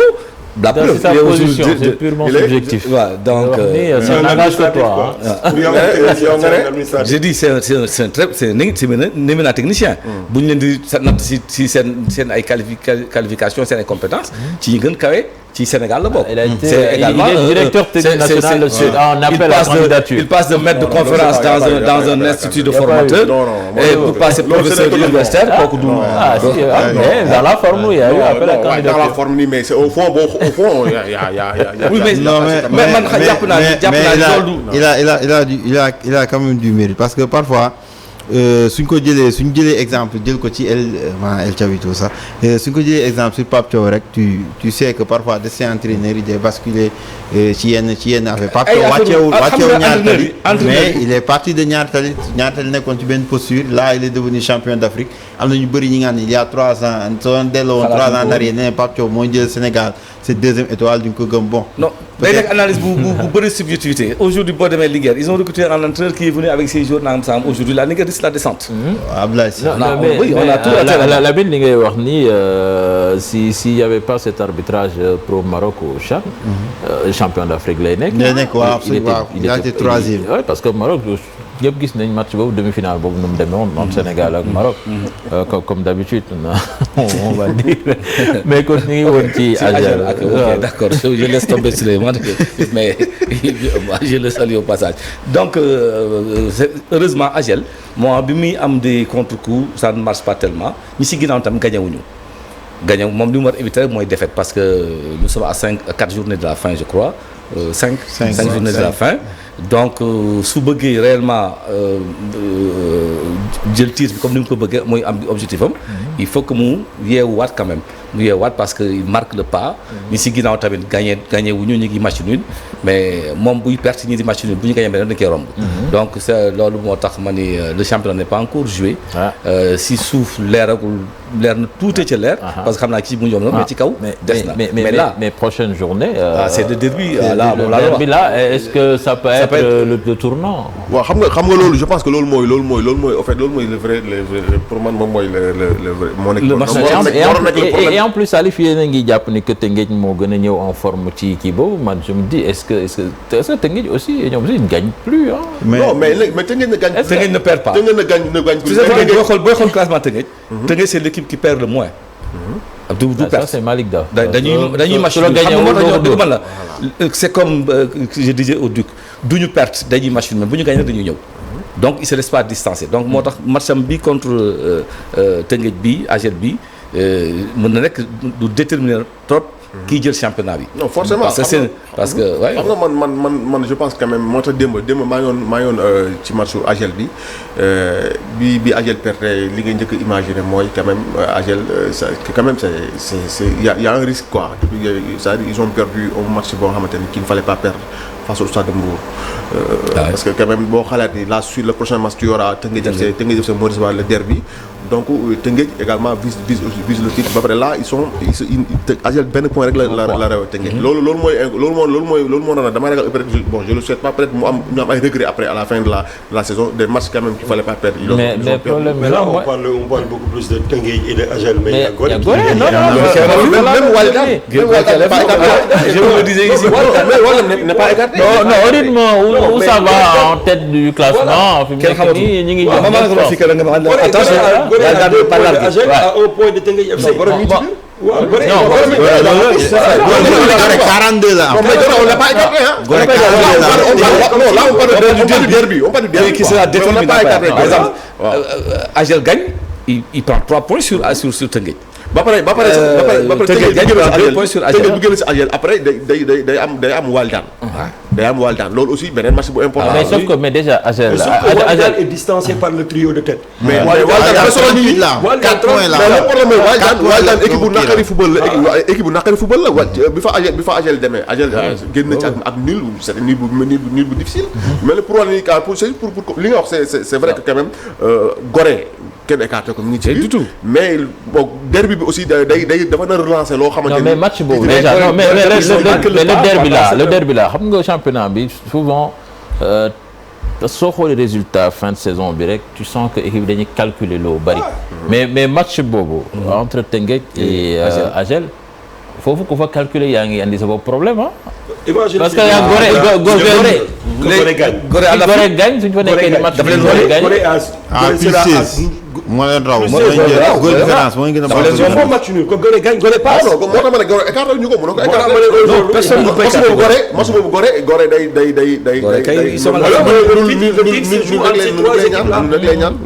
man je pense ci point boobu noonu ci point boobu AGEL dafa am benn paradoxe bu am en général AGEL dafa fort contre les forts mais faible contre les faibles donc AGEL day am problème boobu noonu et man je me dis que parfois ci position bu ñu nekkee peut-être tàmmuñu ko soo rappelé woo AGEL année bu mu war a njëkk a yéeg deuxième division lii daloon na ko AGEL nekkoon ci kaw ba dernier moment sprint bi mu flanché yeneen équipe yi yéeg ci kawam après année bi stop ci la ba ñu ñëwee daaw ba ñu war a yéegal les 4 équipes ci la AGEL yéeg ci la bokk mooy année boobu ñu yéegal les 4 daaw ci yéeg ci la AGEL yéeg daaw gis na début bi ñëw na ba am benn niveau mais ba ko Jaraaf gagné ci la lâché ren cette saison soo jëlee l'effectif d'AGEL ñaar ñoo ci xama miin joute yi Abdou Aziz Diaw bi nga ne moom mooy capitaine il a été champion la saison dernière avec le Jaraaf et Amadou Ben Koli qui a été double champion du Sénégal avec le Casa Sport donc même le match bi passé soo xoolee le discours d'avant match joueur yi ba ñu defee cercle bi toog di wax c'est Amadou Ben Koli qui a pris la parole moom moo doon wax parce que peut-être facteur expérience ñuy gérer pression yooyu noonu. tàmmuñu ko un Taban Dieng il était beaucoup plus dans la posture d'une équipe outsider équipe moom outsider lañ ko mës a xaaree mais léegi équipe taxawaay équipe favori lañ koy xaaree mooy maanaam yaa war a créer te AGEL c'est une équipe très dafa neex seetaan quoi mooy équipe yi nga xam ne joueuse rapide en transition mais la différence mooy ñoom dañoo am seen rival yi Ali Mal c'est erreur bu mu defoon daaw du ko nangoo def ren Ali Mal daaw moo jiital Jaraaf ba dernier moment yi Jaraaf raw ko Malick Daaf ci même circonstances yi la nekkee nii ak Tëngéej il a Tëngéej là actuellement mu ngi am ci axe central mu ngi am un jour bi nga xam ne moom la nekkoon doon Jaraaf Moustapha Gueye match bi passé moom moo tax capitaine donc maîtriser loolu il a un Raphaël Gomis bi nga xam ne il vient de Gorée donc ay joueurs yi nga xam ne dañoo xam genre compétition yooyu noonu donc en plus un Malick Daaf il sait gérer un match keroog soo xoolee contre Wakam ba mu ñëwee gis ni match bii pour nga am but day métti dafa ñëw gérer ñu bëri comprendre ba muy génnee Maguette Diop génnee Mame Biram dama xam ni kii il joue le nul parce que ci même moment bi yëg na ni AGEL ko mu ne en plus yaa ñaari équipe dafa am benn paradoxe bi am Tëngéej c'est la 3e meilleure équipe à domicile. Tëngéej est invaincu à domicile moom moo war a recevoir. te di recevoir AGEL bi nga ne c'est la 2e meilleure équipe à l'extérieur. donc ñaari équipe yooyu sont donc ñaari paradoxe ñoom ñooy daje. en plus Tëngéej dafa xaw a yab AGEL. moom moo tax sax AGEL benn instant gisoon nañu match ba muy jege ñu ngi bëggoon ñu délocaliser le match au stade Léopold Sédar Senghor mais ils n'ont pas réussi nangu ligue bi nangu ko ñu n'a maintenu le match à Ngalandou. en tout cas bataille boobu noonu ce sera épique en plus Gorée sera en embuscade. parce que soo Niambay waxul. Niambay keroog je pense qu'il a confirmé que l'idéal mooy parce que c'est la fête peut-être que peut-être yàq bon le derby environnement kii bi quoi lu ñu xorom bi.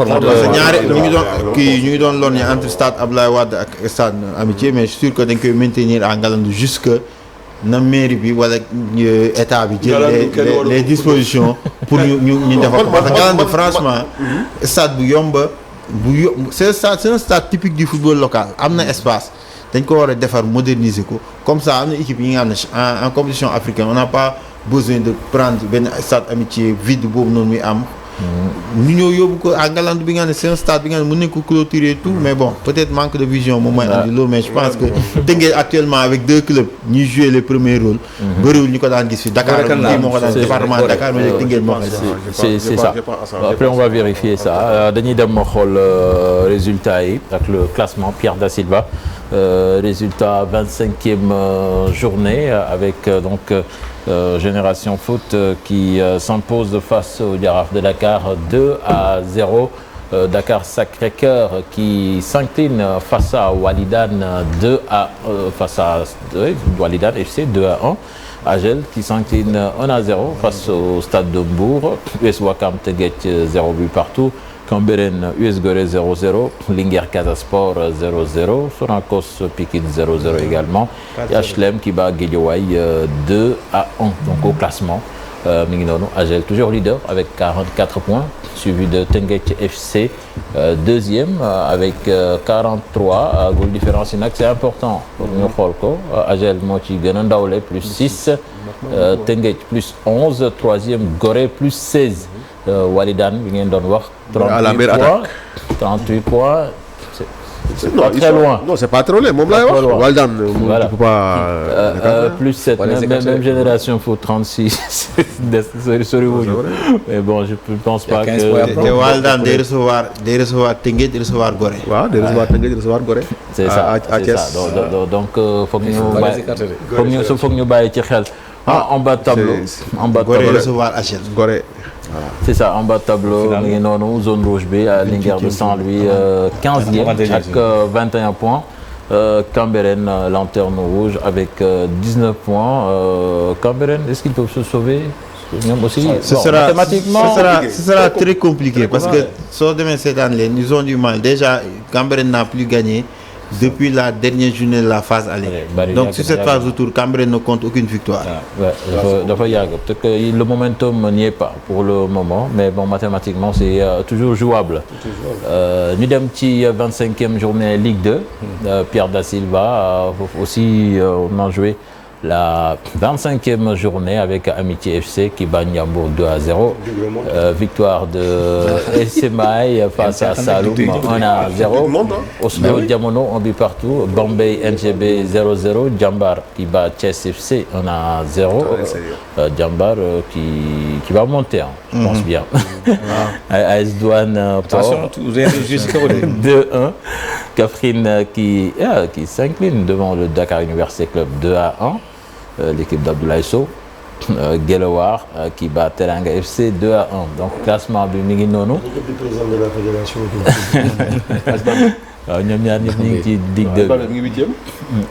Classement Bagnon, donc Djamba toujours leader avec 41 points.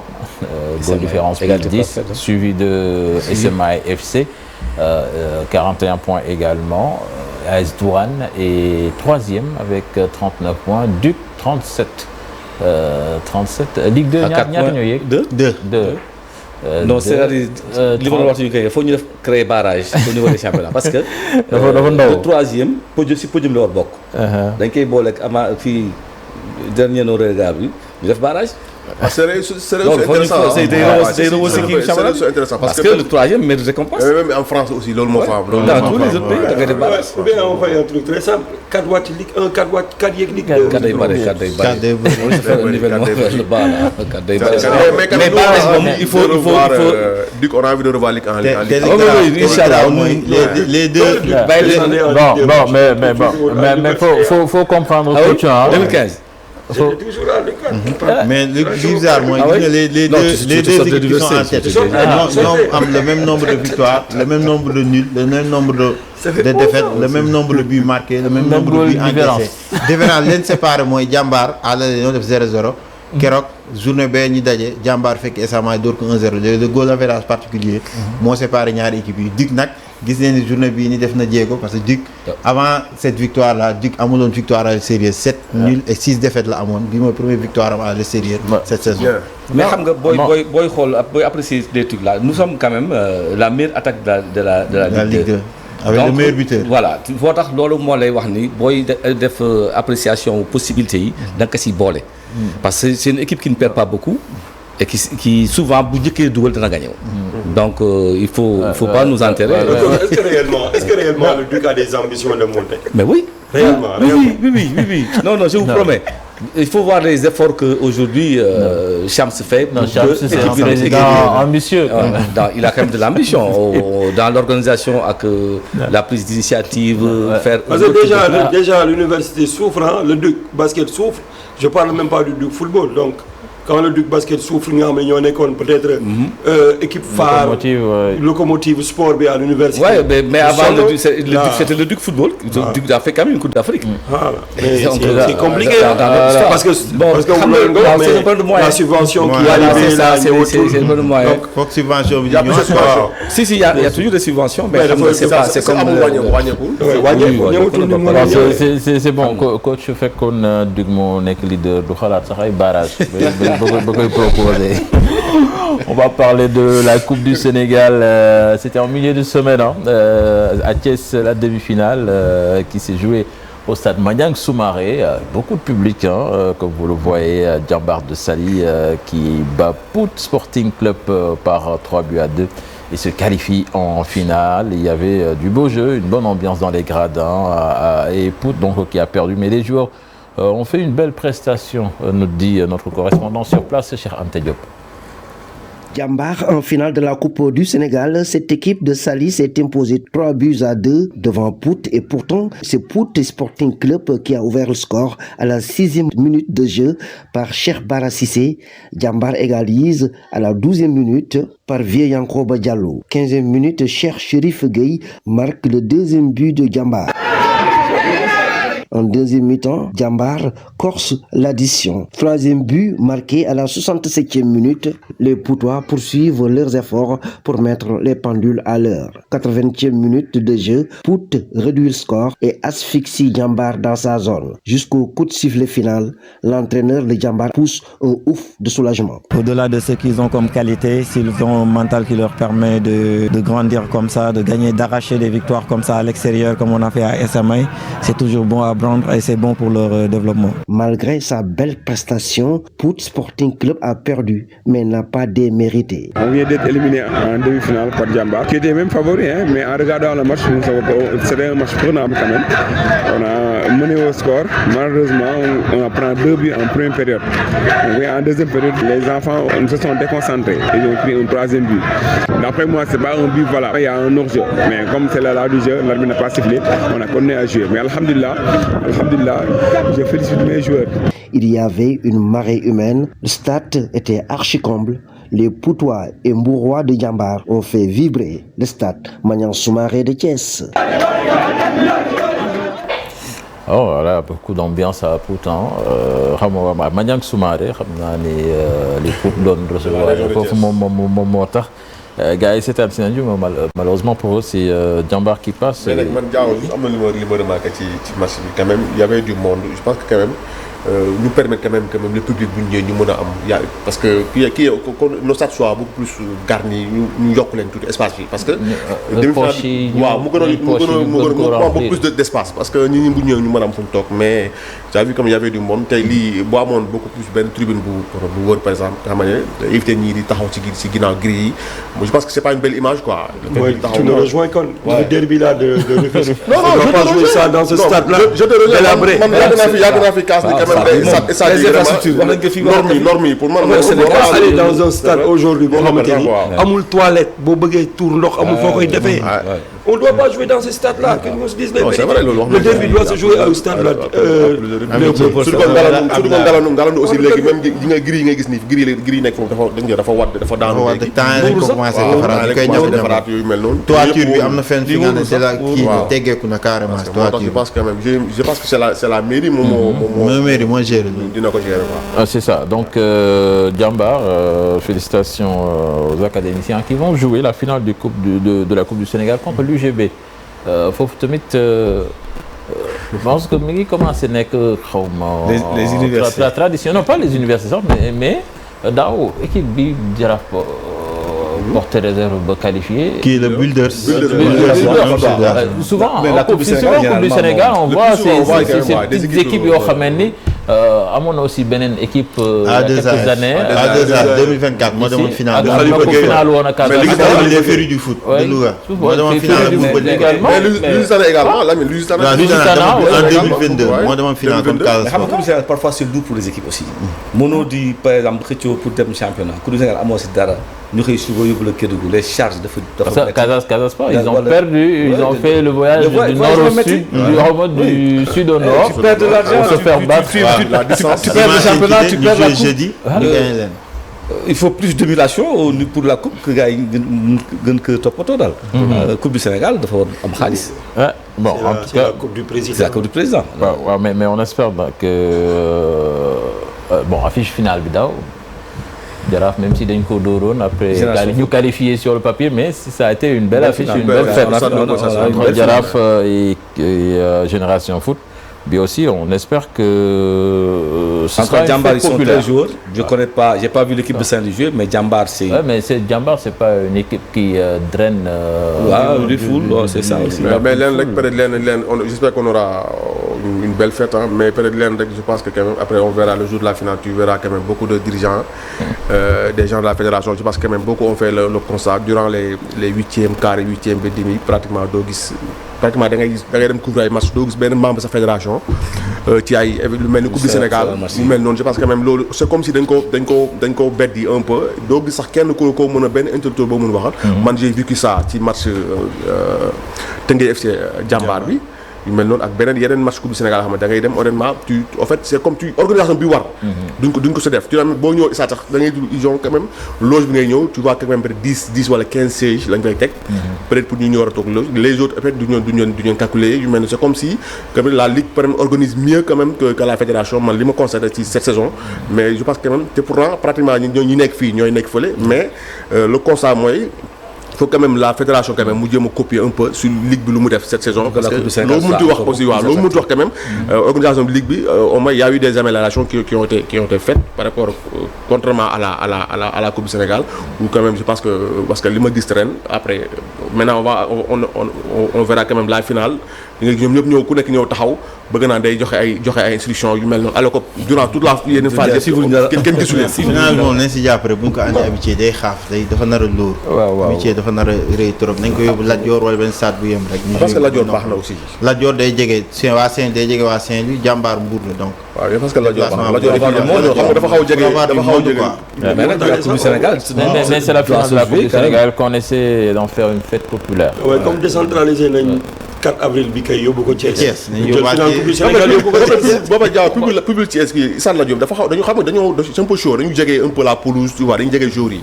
parce que c'est li la mi wax je pense que idée bu baax la. comme qu'on n'amène pas cette finale au stade Léopold sinon day loo trop. vraiment waa UGB yëpp étudiants yëpp nañ dem cette année du côté de Saly aussi les étudiants de Dakar nañ feesal stade bi mu nekk fête bu neex a neex. On va aller à en Europe, parler de ce match. Je ne sais pas, certains parlent du meilleur match de l'histoire de la Ligue des Champions, je ne sais pas. Peut-être comme nous Guissé Nenem, c'est cette demi-finale entre le Paris Saint-Germain et le Bayern de Munich, la demi-finale aller de la Ligue européenne des champions sanctionnée par un score de 5-4 en faveur du PSG. La qualification donc qui reste totalement ouverte avant le match retour à Munich ce mercredi. Le Bayern, porté par son public, veut renverser la situation dans une affiche donc qui est déjà entrée dans l'histoire à cause de ce festival offensif. Mamadou Ndiaye. Un match aller irrespirable, un score XXL et une vérité simple, rien n'est joué. Au Parc des Princes, le Paris Saint-Germain a frappé fort, 5 buts inscrits. Face au Bayern Munich, une démonstration offensive, mais aussi 4 encaissés. Preuve que l'équilibre reste fragile. Le Bayern, lui, repart avec des certitudes. Marquer 4 fois à l'extérieur, c'est envoyer un message clair. Cette équipe peut renverser n'importe qui et n'importe quand. Alors, à Munich, le décor est planté. Pression maximale côté allemand, intensité garantie dès les premières minutes. Le Bayern va pousser, presser, accélérer. En face, Paris devra gérer ses temps faibles, mais surtout exploiter chaque espace. Parce que dans ce type de match, une transition peut tuer le suspense.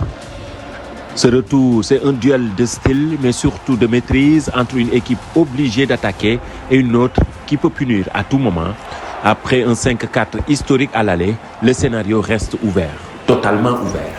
Voilà, 5-4, le score tir au but. Coach, xam naa ne yow sax yaa tax may wax match bi est-ce que ça a été un très grand match de football ou bien c'était deux équipes qui jouaient l'attaque à tout va sans défense? Dans le format d'une demi-finale, il y avait du spectacle, il y a eu beaucoup de buts, c'est ce qu'on aime en football. Mais tout technicien... Pas tout le monde, hein, pas les coachs. Ouais, d'accord, mais il y a une inquiétude pour, à ce niveau d'une compétition que ces défenses prennent autant de buts.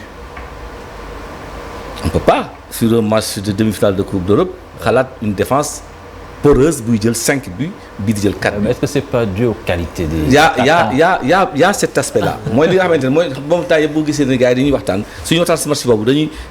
automatiquement, le match du Sénégal contre France. Parce que la qualité individuelle des joueurs, souvent, moi, il dit... Français, voilà, c'est ça. C'est la qualité individuelle des joueurs, souvent, moi, il dit, moi, il différence. Parce que beaucoup les matchs, les Allemands maîtrisaient quand même le tempo du match et imposaient le rythme. Mais ils sont punis sur la première perte de balle par un exploit individuel. Le gars qui élimine le défenseur, balangue tout le dos. Donc, si au niveau B, la qualité individuelle des joueurs est très importante. Il faudra pouvoir les maîtriser. Parce que les Allemands vont le regretter parce qu'ils prennent des buts maintenant. Contre Real Madrid, non, c'est assumé. Ils prennent des buts. Et d'ailleurs, de confiance comme Zamouako, il pense plus à marquer plus de buts que l'autre. Mais attention, mën nga bañ dellu si parce que s'il n'était pas revenu à 5-4 match bi peut-être d'autres. Est-ce que néew la ko wóor ni tout le temps day dellu si parce que en championnat même c'est comme ça. oui. l'autre jour yaa ngi may message naan ma Bayern soo mënee 3-0. non c'est-à-dire que pour man c'est inquiétant quand même c'est inquiétant. Mener 3-0 seen match contre bi doon wax na contre mais 3-0 en première mi-temps la ñu mëne bii passé tamit dañu match bi dernière minute lañu égalisé 3-3 donc yooyu c'est une inquiétude quand même face au Paris Saint-Germain. C'est vrai que les attaquants du Bayern ont les possibilités devant cette défense parisienne de scorer. Mais si c'est pas fermé derrière, les Parisiens te punissent. Le Géorgien là, il n'a pas besoin de 1000 balles pour faire la différence. Voilà. Mais attends, mais Lamine, est-ce que on va avoir le même type de match mercredi? Bon, ça dépendra, je pense, que tu entends match parce que folie bi match bi am lors de cette phase aller, c'est beaucoup plus parce que kii moo njëkk a dugal Bayern moo njëkk a dugal ba Bayern dugalee dafa ils ont ouvert les vannes en plus man je pense que bi mu dugalee ba pare sax ils étaient très proches du 2-0. très proche du 2-0 3-0 au lycée. Donc moi je pense que ce sont deux entraîneurs yi nga xam ne tu sais que ce ne sera pas un match fermé.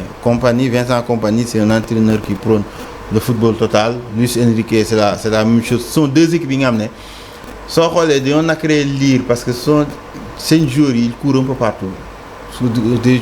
Quand tu prends l'exemple d'un Harry Kane sur l'action du dernier but du Bayern, quatrième but moom moo wàcc ba au niveau de sa zone mu def la fameuse transversale pour Luis Diaz. Donc dañoo naqaree lire. Donc ce sont les deux meilleures équipes d'Europe. Man dama mosoon jàpp ni c'est le meilleur match bi nga xam ne mënoon nañ ko am cette saison.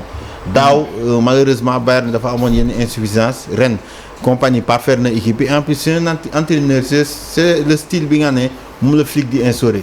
Flick soo xoolee dañ koy critiquer au Barça ne ko défense haute et tout mais Flick moom quand il joue pour marquer plus de buts que toi. J'ai l'impression que c'est beaucoup plus poussé même côté Bayern. waaw non en fait ñun dañ def en fait force yi bokk force de frappe yi. Sauf que la qualité yi du benn par exemple ñoo am benn Harry Kane bi nga ne il fait la différence. Ils ont un Olysée bi nga xam ne il fait la différence. Luis Diaz même Jamal Musiala soo xoolee sa blessure ba léegi ñëw mais c'est un joueur qui sait se montrer décisif alors qu'au Barça benn Lamine Yamal ak Rafinha alors qu'en pointe Lewandowski ce n'est pas plus trop ça avec l'âge. Ferran Torres il rate plus qu'il ne marque donc c'est assez différent. En plus Kompany soo xoolee c'est un entraîneur bi nga ne le Bayern lui a donné les pleins pouvoirs te c'est un entraîneur jeune. Les entraîneurs yu bees yi da ngeen xool ils prônent le football total. Ils ne sont pas là à fermer la boutique comme le xarambol bi nga xam ne da nga koy gis ci l'autre match entre waxal rek suba premier waaw mooy premier match bi am suba donc c'est différent donc nga soo xoolee ci Kompany rek tu sens que football day évoluer rapidement. Kompany dafa wàcc ak Burnley mais ba wàccee Burnley ñu bëri ba ko Bayern na jëlee ñoo ne mais la moo tax ñuy dem jëli Kompany alors que idées yi lañ gisoon ci moom donc idées yooyu noonu lay ñëw matérialiser ko au niveau du Bayern et Bayern est devenu une foudre de guerre donc suba c'est sûr que match ce ne sera pas un match fermé parce que l'équipe à ce niveau ne peut pas prendre autant de buts. La différence. Tu comme le PSG le PSG prend contre le Bayern il prend des buts. PSG contre le Bayern c'est dû à la qualité de l'attaque du Bayern mais pas de la façon dont ils ont joué. Mais c'est la qualité de l'attaque du Bayern qui a fait la différence. Lan mooy la différence mooy le nouveau format de la Ligue des Champions day permettre les équipes ñu lâcher wu. Avant le but à l'extérieur yenn ñi da nga doon toog di calculer ak yeneen mais léegi il n'y a plus de but à l'extérieur 5-4 au retour Bayern su dugalee 1-0 égalité parfaite donc loolu tax je pense que les équipes se lâchent beaucoup plus avec le nouveau format mooy favoriser du ñëw taxaw naa non bàyyi ma calculer Bayern à 5 buts à 2 Bayern taxawul kii dafa continuer di attaquer ba am 5-4 bi loolu dañoo sentir sur la fin sax PSG moo doon piocher physiquement te facteur boobu dafa nar a essentiel. Déjà Hakimi ne va pas jouer. Déjà rek dañ ciy perte ils seront obligés soit ñu reculer le Zaïre Emery comme arrière droit wala ñu reculer le Joao Neves donc c'est un manque pour côté parisien bi parce que Hakimi lu mu doon andi soo xoolee keroog à un certain moment PSG day mel ni comme système u 3 défenseurs lu doon jouer à chaque fois ils essaient d'étirer le Bayern sur la largeur avec Hakimi qui essaie moo doon ñëw di bootu ci ginnaaw l'arrière gauche du Bayern soo xoolee am na benn but le 5e but de Dembélé c'est Laimer qui a du mal à identifier kan lay marquer parce que il y a Doué qui fait l'appel Hakimi mu ngi jël ci ginnaaw donc yooyu noonu yëpp facteurs yi nga ne Hakimi da ko doon permettre lui se indiquer du ñëw suba il sera obligé de colmater soit avec soit avec Joao Neves wala Zaïre Emery te ñoom ñaar ñëpp aussi il faut savoir que ils ont donné satisfaction à lui c'est indiqué c'est rare match yu ñu leen teg sauf que ce sera différent parce que bii Bayern la bokkul ak yeneen équipe Ligue 1 yi nga xam ne leen daan teg poste boobu noonu. Alors bon naka nga analyser duel bi ñuy xaar mercredi. Bon, moi j'ai regardé le match Bayern Paris, mais je rejoins le coach. Pour moi, les deux équipes, d'accord, sur le plan offensif, elles sont au top, très fortes, mais sur le plan défensif aussi, il faut des bari. Parce que bon, même en championnat, ce sont des équipes qui marquent, d'accord, mais les Nigel trop de buts. Regarde le Paris Saint-Germain, week-end bi passé. Donc ça veut dire même lacune yi traîner en championnat parfois, moom moo leen top keroog. Et pour moi, contre le Bayern, quand le Paris menait de 5-2, à un moment dañu arrêté jouer. À un moment dañu arrêté jouer. Et ça a permis à l'équipe du Bayern de continuer de pousser, d'avoir le 3e but et le 4e. Pour moi, Bayern, même pour me double les premiers buts, le Bayern pouvait faire le break. Il y avait la punition. Pouvait faire automatiquement le break. Voilà. Pour faire le break. Et aujourd'hui, quand tu joues contre une équipe comme le Bayern, il faut être clinique. Soit avec opportunité, tu les mets, mais aussi derrière, il faut sécuriser. Parce que Luis Diaz, Harry Kane, au lycée, à tout moment, ils peuvent faire la différence. Tu as comme l'impression qu'un dernier, de façon, 16 attaquants marqueront de but. Il faut tout faire pour peut-être marquer plus de buts. Moi, je m'attends à un match beaucoup plus fermé. Retour. Je m'attends à un match beaucoup plus fermé. Même s'ils ont déclaré acteurs, ils ont déclaré le contraire. Je m'attends à un match beaucoup plus fermé. Je m'attends à un match beaucoup plus fermé. Ça va jouer sur les détails, mais ce ne sera pas aussi ouvert comme match. C'est sûr que le Bayern, par rapport à son ADN, va mettre de la pression. Comme nous l'avons fait, ils sont venus à Paris, ils ont mis la pédale sur le pied sur la pédale d'accélérateur pour étouffer le Paris Saint-Germain. Mais nous jouer avec des joueurs ultra rapides, capables de te punir sur la transition.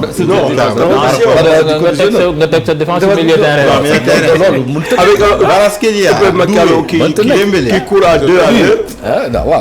Parce que ce relais, comment il s'appelle, Real Madrid, quart de finale, ils ont raté le coche, mais ils avaient largement l'occasion d'éliminer. C'est le bongoman de notre équipe. S'il te plaît. Alors, non, il y aura plus de prudence. Je pense que li ko soit mort, je pense que quand même am na solo, c'est-à-dire prudence bi ñuy dinañ ko wane par rapport contrairement au match aller. Xam nga match aller bi quand même dina dafay déterminer, dafay permettre quand même nga xam na ngay aborder le match retour. Donc avec des buts encaissés ci côté yëpp yoo xam ne peut-être ça on peut l'éviter, surtout par exemple PSG, il y a eu des failles derrière, il y en a beaucoup. Moo tax à domicile ils ont encaissé pris 4. Mais Paris Bayern également, man côté Upamecano, man je pense quand même je pense quand même il y a problème, il fallait nekk ci moom à son niveau quand même. Ce défenseur, même si bon s'il est régulier, il est titulaire. Non, des fois il compense avec sa vitesse. Ouais, mais en ce moment arrière d'abord. Arrière d'abord. Mais il a beaucoup de failles ce défenseur là. Il a beaucoup de failles. Mais xam nga équipe buy teg défenseur ci milieu de terrain bi aussi c'est très facile nga gis ay failles ci défenseur. Même Maldini dans ce système là, tu le mets sur le but de Dembélé.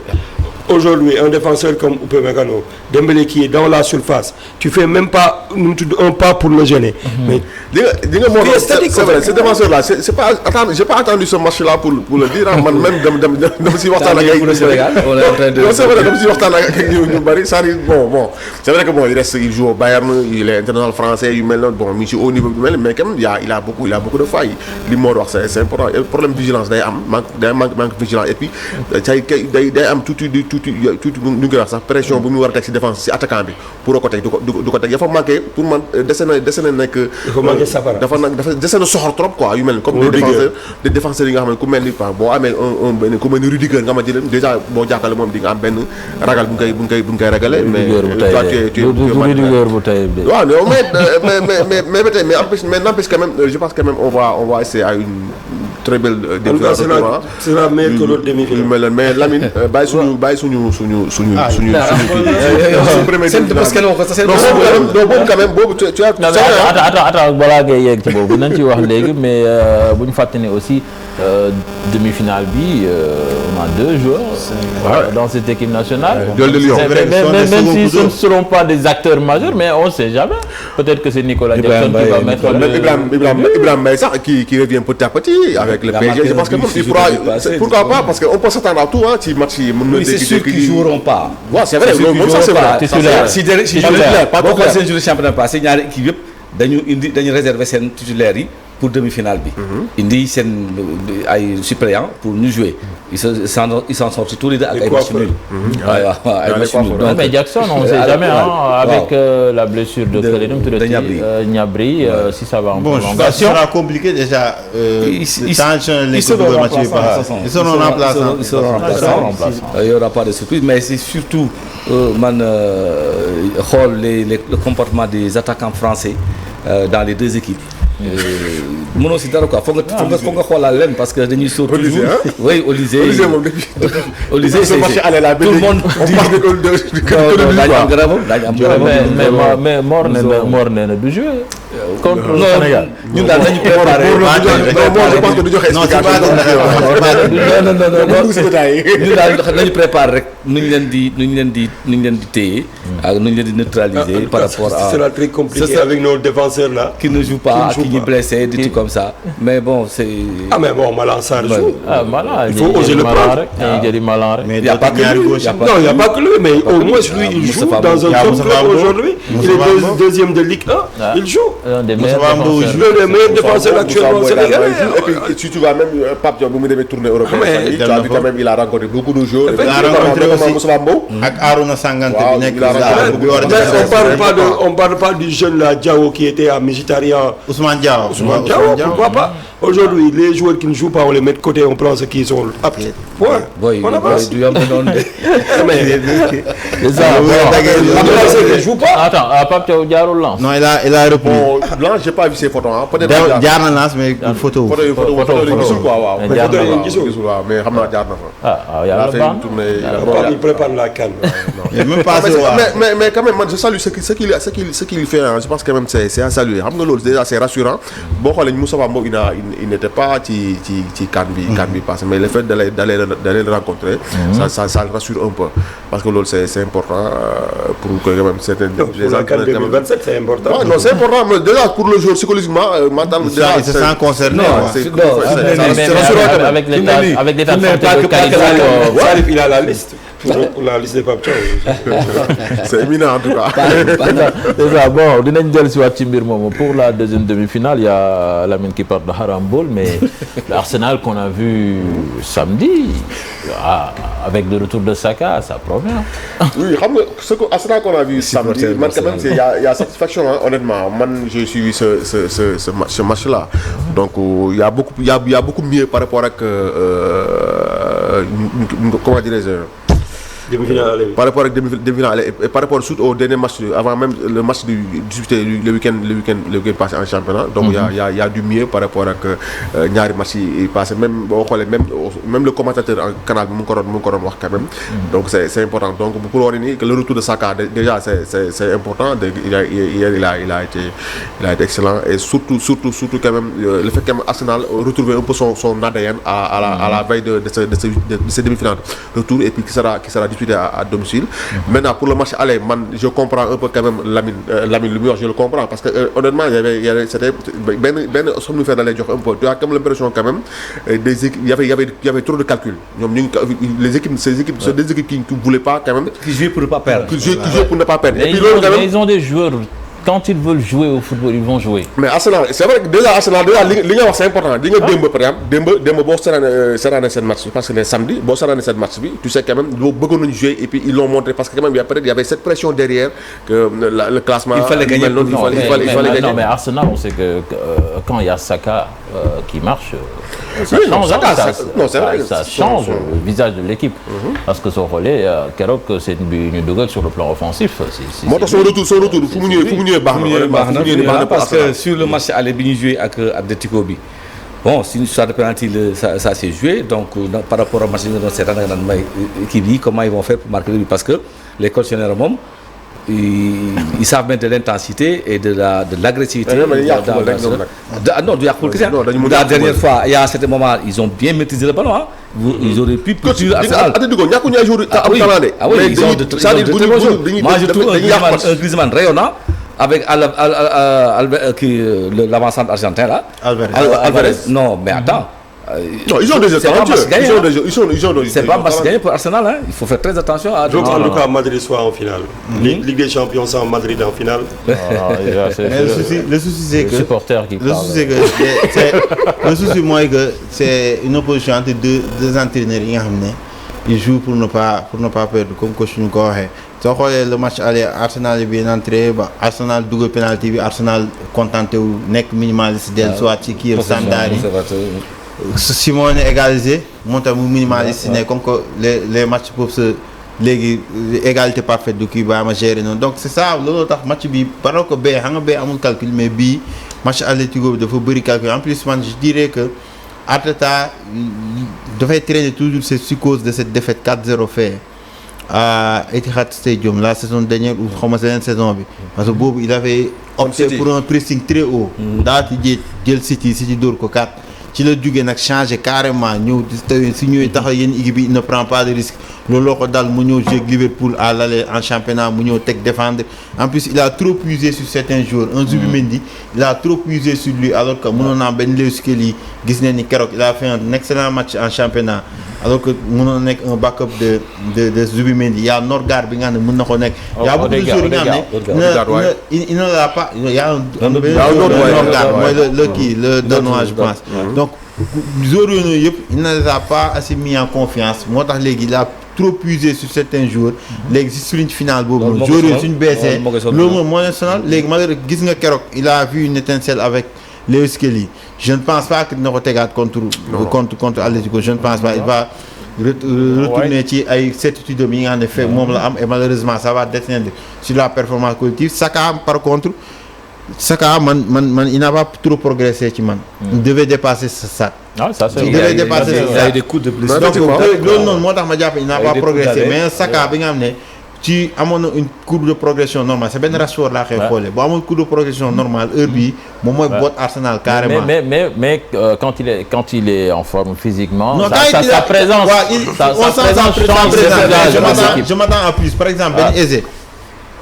xaaroon naa mu gën a wane boppam moom tamit il a été quelque peu bridé par le jeu bu Arsenal di prôné parce que moom par force xamal ni Arteta dina teg Rice Zubimendi après ci kanam lay xool entre Eze ki ni parfois mu yóbbu Eze ci le côté alors que Eze il excelle beaucoup plus dans l'axe man je pense que si Arteta su gënee ambitieux mën a gagner Atlético parce que man je me dis que Atlético naturellement ce sont des minimalistes ñu nekk minimaliste moo tax mu ñoo am yenn trophée parce que Atlético collectif effectif bu ñu am bëriwul équipe yi nga xam ne am nañu effectif boobu noonu mais c'est le fait que l'Atlético soit minimaliste moom moo tax mu ñoo lorñee regarde la Coupe du Roi ñi ñëw tajeek Real Sociedad ils ont été incapables de battre la Real Sociedad donc équipe alors que ñu ñoo war a ñëw imposer devant la Real Sociedad moo leen jiital ñu égaliser au dernier moment dem tiro bi ñu ñàkk ko waaw il a fallu critiques yi bari pour Simeone sax commencer di bàyyi Lookman terminer match keroog bi waaw parce que Lookman après une heure il n'est pas discipliné défensivement loolu la pointe moo tax mu koy bëgg di teel a génne il a ses convictions si dans sa structure défensive il a ses convictions par exemple soo jëlee en compagnie ou bien en flic 4-4-2 latéral excentré le top latéral ba ci camp yi donc 4-4-2 excentré le top latéral ba suuf en tout cas une finale pour Arsenal 20 ans après loolu c'est subjectif sa bëgg-bëgg c'est important parce que 2006 ba léegi joué ñu finale déjà yàgg na trop boobu rek ngeen joué finale de toute façon c'est des contre Barça ils ont perdu de toute façon boobu rek leen joué finale boobu rek leen joué finale comme si dina yàgg joué finale en tout cas ñoom kase ñoo fi may Arsenal moom moo dugal le football turc mais imagine Arsenal une finale Arsenal PSG ou Arsenal Bayern non c'est ça bu mu doon day ñu bari ñu def erreur boobu yaa finale bi c'est vrai Arsenal comme fi am final mën na lu. non Arsenal mën na lu door na Bayern aussi. Mais c'est autre chose qu'une finale contre Paris ou Bayern, c'est pas la même chose parce que. De toute façon Arsenal moom moo tax football turc dugg ci palmarès football mondial ñoom kese la Galatasaray door en finale histoire football loolu dugal football turc ci Europe. Arsenal. Non, grave. Arsenal. Je comprends. Xam nga parfois Arsenal quand même c'est un peu frustrant parfois honnêtement. Boo xoolee potentiel bu mu am effectivement ba pare moyens yi ñu am dont il dispose et puis tu dis que c'est pas normal. C'est pas normal tey Arsenal quand même muy enchaîner ay saison sans rien gagner. Bu gañoon tey. bu gañoon tey. Si tu kay saraxe na. Non, saraxe na champion. Bu gañoon tey moom Arsenal day gën a. Bon, je pense que Arsenal va finir champion. Ils vont se qualifier demain, après ils vont gérer la fin de championnat. Tu liquides les coachs. Non, ils vont se qualifier. Man espagnol di la faral mais je pense que Arsenal est supérieur. Arsenal est supérieur. Donc ce sont deux affiches que nous suivrons avec beaucoup d'attention. Légui, on va aller à la découverte ou à la rencontre d'un joueur sénégalais qui évolue par la qualité de ses réalisations. Il est nominé pour le plus beau but de la saison en Ligue 2, en plus de ses 10 buts et 3 passes décisives à une journée de la fin. Une confirmation éclatante pour Dame, l'attaquant de Le Mans, qui s'est entretenu avec Mamadou Ndiaye. Une journée de la fin du championnat, Dame Gueye a porté l'attaque mancelle avec efficacité. On est en train de faire une très bonne saison et personnellement aussi, je suis en train de réaliser une très bien. On a fait les montées l'année dernière en Ligue 2 et cette année on est en train de jouer aussi la montée pour la Ligue 1 et voilà, ça reste une journée. Et pour les objectifs, personnellement je suis en train de faire une bonne saison, j'ai marqué 10 buts et après je peux toujours faire. C'est Dame Gueye, je vous donne rendez-vous lundi 11 mai pour le trophée UNFP. Voilà, Dame Gueye, bon produit, Lamine, du championnat local. Oui, c'est un pur produit du championnat local parce que c'est la naine quoi avec Djambar. D'ailleurs, en 2018, moo fi dugaloon cette somptueuse reprise de Boréfi au stade des Goudiou. Donc c'est les buts d'anthologie là. Waaw but d'anthologie moom c'est pas nouveau sur lui, joueur bu am d'ailleurs but bi demoon na bañ teg ko sa téléfoot parce que tellement but bi dafa ça a fait le tour du monde. Bon, c'est un joueur bi nga xam ne il a eu un parcours atypique parce que ci club division inférieure yi la nekk ba mu ñëw finalement le match ci la explosé mais pour ñi nga xam ne c'est un championnat Sénégal entre 2016 et 2018-19. C'est quelqu'un qui a marqué de son empreinte championnat sénégalais sous les ordres de Boubacar Gadiaga bi nga xam ne en benn instant sax mu ngi ko utiliser woon piston ci benn saison stop il a repositionné delloowaat ko ci poste de prédilection en attaque et il a littéralement explosé en attaque parce que année boobu saison boobu bokkoon na ci les meilleurs buteurs donc su ñëwee ci niveau bi du ñu bett et actuellement il est à 30 ans mooy âge bi nga xam ne moom mooy permis si les joueurs yu bëri di atteindre une certaine maturité moom mu ngi ci carrément et on souhaite que mu yee ak le Mans en Ligue 1 ce qui serait une prouesse assez extraordinaire parce que le Mans national la jógee ñëw yéeg Ligue 2 et ñu ngi nii di postuler pour yéeg directement en Ligue 1 donc c'est suñu defee loolu noonu c'est grâce en partie à Dame Gueye bi nga xam ne dugal na 10 buts cette saison en Ligue 2. C'est ça, Dame, donc tous nos encouragements ñu koy ñaanal rek yàlla may ko pourquoi pas le Mans yéeg. Même si cette année je ne pense pas mais ñu yéeg ñëw Ligue 1 gën a yokk exposition am. On va terminer avec le tournoi UFL, le tournoi organisé par notre cher ami Alassane Sakho qui a joué sa finale. Vous voyez l'ambiance au stade de Ngor, vraiment beaucoup de public, beaucoup de joie. C'était à la fête en apothéose. Et cerise sur le gâteau, un très bon match de football. On va suivre les temps forts.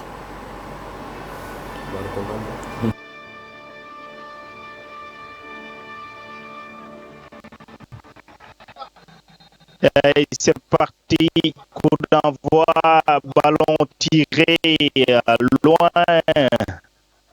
qui sera une sortie de touche pour Unipro.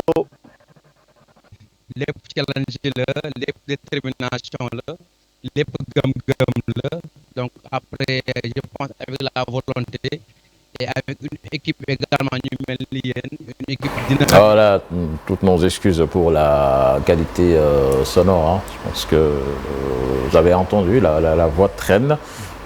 Mais Salif, je pense qu'il doit être satisfait. Hein. Oui, je pense que y a une satisfaction déjà. Il y avait du monde. Je pense que c'était vendredi dernier, 1er mai, au stade de Ngoroa. Bon, déjà, quand même, il faut dire quand même, les étudiants ils aiment quand même ces genres d'événements.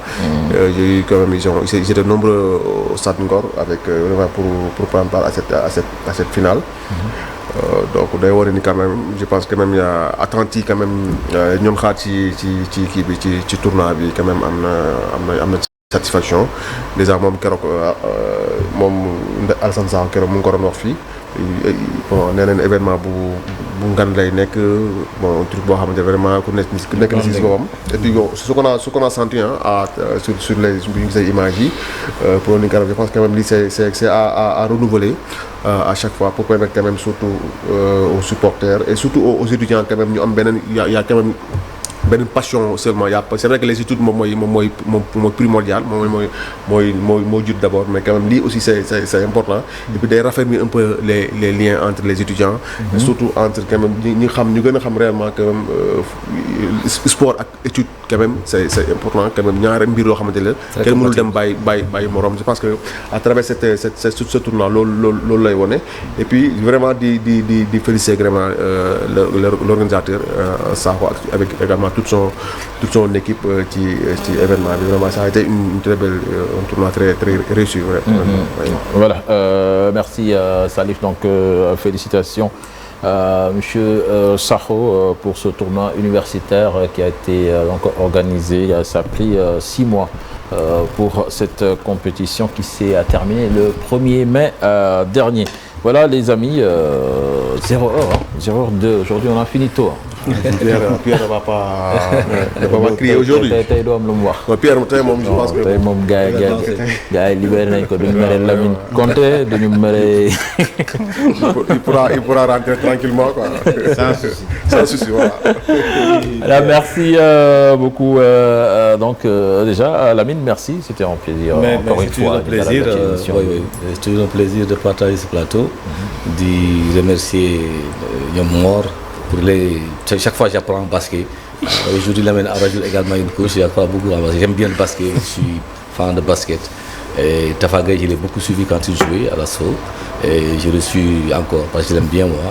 Et j'aime sa façon de coacher, de manière, même si tout le monde n'est pas. Qui a été entraîneur de Pabi Gueye en plus. Oui, de Pabi, oui. Je crois que tu as fait un poste sur lui, le maître et le comme ça. En tout cas, nous prions pour qu'il fasse une belle qualification en quart de finale. Encore une fois, comme Nico Gaye de faire, Nico Dialé, voilà, c'est ça. Grand frère, c'est son grand frère. C'est son grand frère, je pense qu'il n'y a pas longtemps aussi, il y a aussi au mois de juillet, durant l'Afro-Basket féminin. C'est ça. Bravo. Donc, il a su insuffler cette force à son équipe qui lui a bien rendue lors de ce dernier match face aux Flyers du Nigeria. Lamine, merci également. C'est un plaisir. Un plaisir partagé de venir sur ce plateau. En plus, on t'a dit fait coach comme on signale bien coach avec notre expérience à Mongomo avec le fameux notre périple du match d'ouverture là. Bon, ça a été souvenir automatiquement avec le périple là. Vous parlez de la ville d'un président. Ouais, d'un président, un plaisir d'aller avec moi. C'était autre chose. Plaisir d'aller avec moi avec bon le Maradia moi il y a mis de la signification Maradia moi les jeunes milliardaires indiens quoi. On ça il a la carrière de moi dans mon tuddee ko noonu quoi. Juste profiter nuyu. Juste sur l'air. waaw juste sur l'air. Loin d'être un milliardaire. waaw loin d'être un milliardaire. Quelques téléspectateurs fidèles de sport à la une à l'image de ku ma woowee ku tedd ki Père Khouma moom chaque lundi soo demoon sax mu ne la kañ ngay demaat foofu. c'est un spectateur assidu moom ak l'expert ak doomam Massamba Khouma. di leen ziar ñun ñëpp. ñu ngi leen di nuyu bu baax a baax Mor merci beaucoup. C'est un plaisir également. C'est un plaisir. Bon, c'est la même famille, c'est la même famille. Hein, c'est la maison.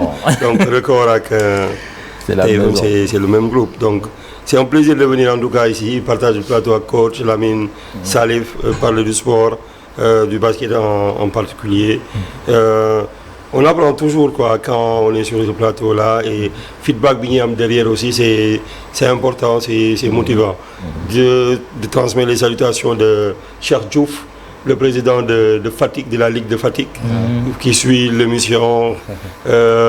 Un grand président qui se débrouille pas mal avec ses maigres moyens au sein de la Ligue de Fatick. Même ni nga ko waxee noonu sax tu parles du président de la Ligue de Fatick, Samba Gueye aussi, président de la Ligue de basket de Dakar, qui nous suit, qui a été très content des images de Lebou qui ont été montrées tout à l'heure. Non, lui, c'est un fanat de foot. C'est un excellent footballeur aussi. C'est un excellent footballeur. Samba Gueye ñu koy nuyu bu baax a baax. Salif kon ba lundi prochain incha allah. waaw ba lundi prochain incha allah on espère quand même dinañ fi ñëwaat on parle là quand même de l'affiche de la finale de la Ligue des Champions. waaw surtout l'affiche de la finale incha allah et pourquoi pas Agel. mais Salif entre Real ak Arsenal bu si sa équipe bu njëkk. non man non xam nga dafa am benn équipe ngay am na. non am ñaari équipe. mais lui supporte lool le Real Madrid la deux équipes. mais Marseille équipe tolof la bokkul.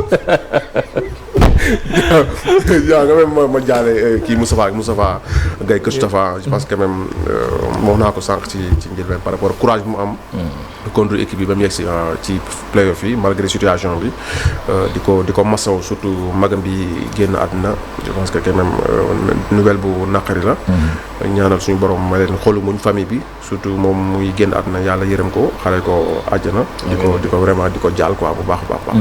C'est ça. Merci Salif, merci à l'équipe technique derrière, avec Pierre Da Silva à la réalisation, assisté par Momo de GFTV. Merci également à Abdourahmane qui était au son, à Fatima Diallo, régie d'antenne. Merci à Mamadou Ndiaye à la coordination, Cheikh Sadibou Diarra également. On se donne rendez-vous lundi prochain, on espère avec Talafal qui passe ses vacances, qui sera cool douce du côté de Paris. On espère qu'il sera là. Il sera là. Non, il était au Parc des Princes lors de ce fameux feu d'artifice. À l'aller. Il était au Parc des Princes. On espère le voir la semaine prochaine. Talafal. Merci tout le monde. On se donne rendez-vous donc lundi prochain, Inch'Allah. Excellente suite des programmes sur la TFM. Au revoir.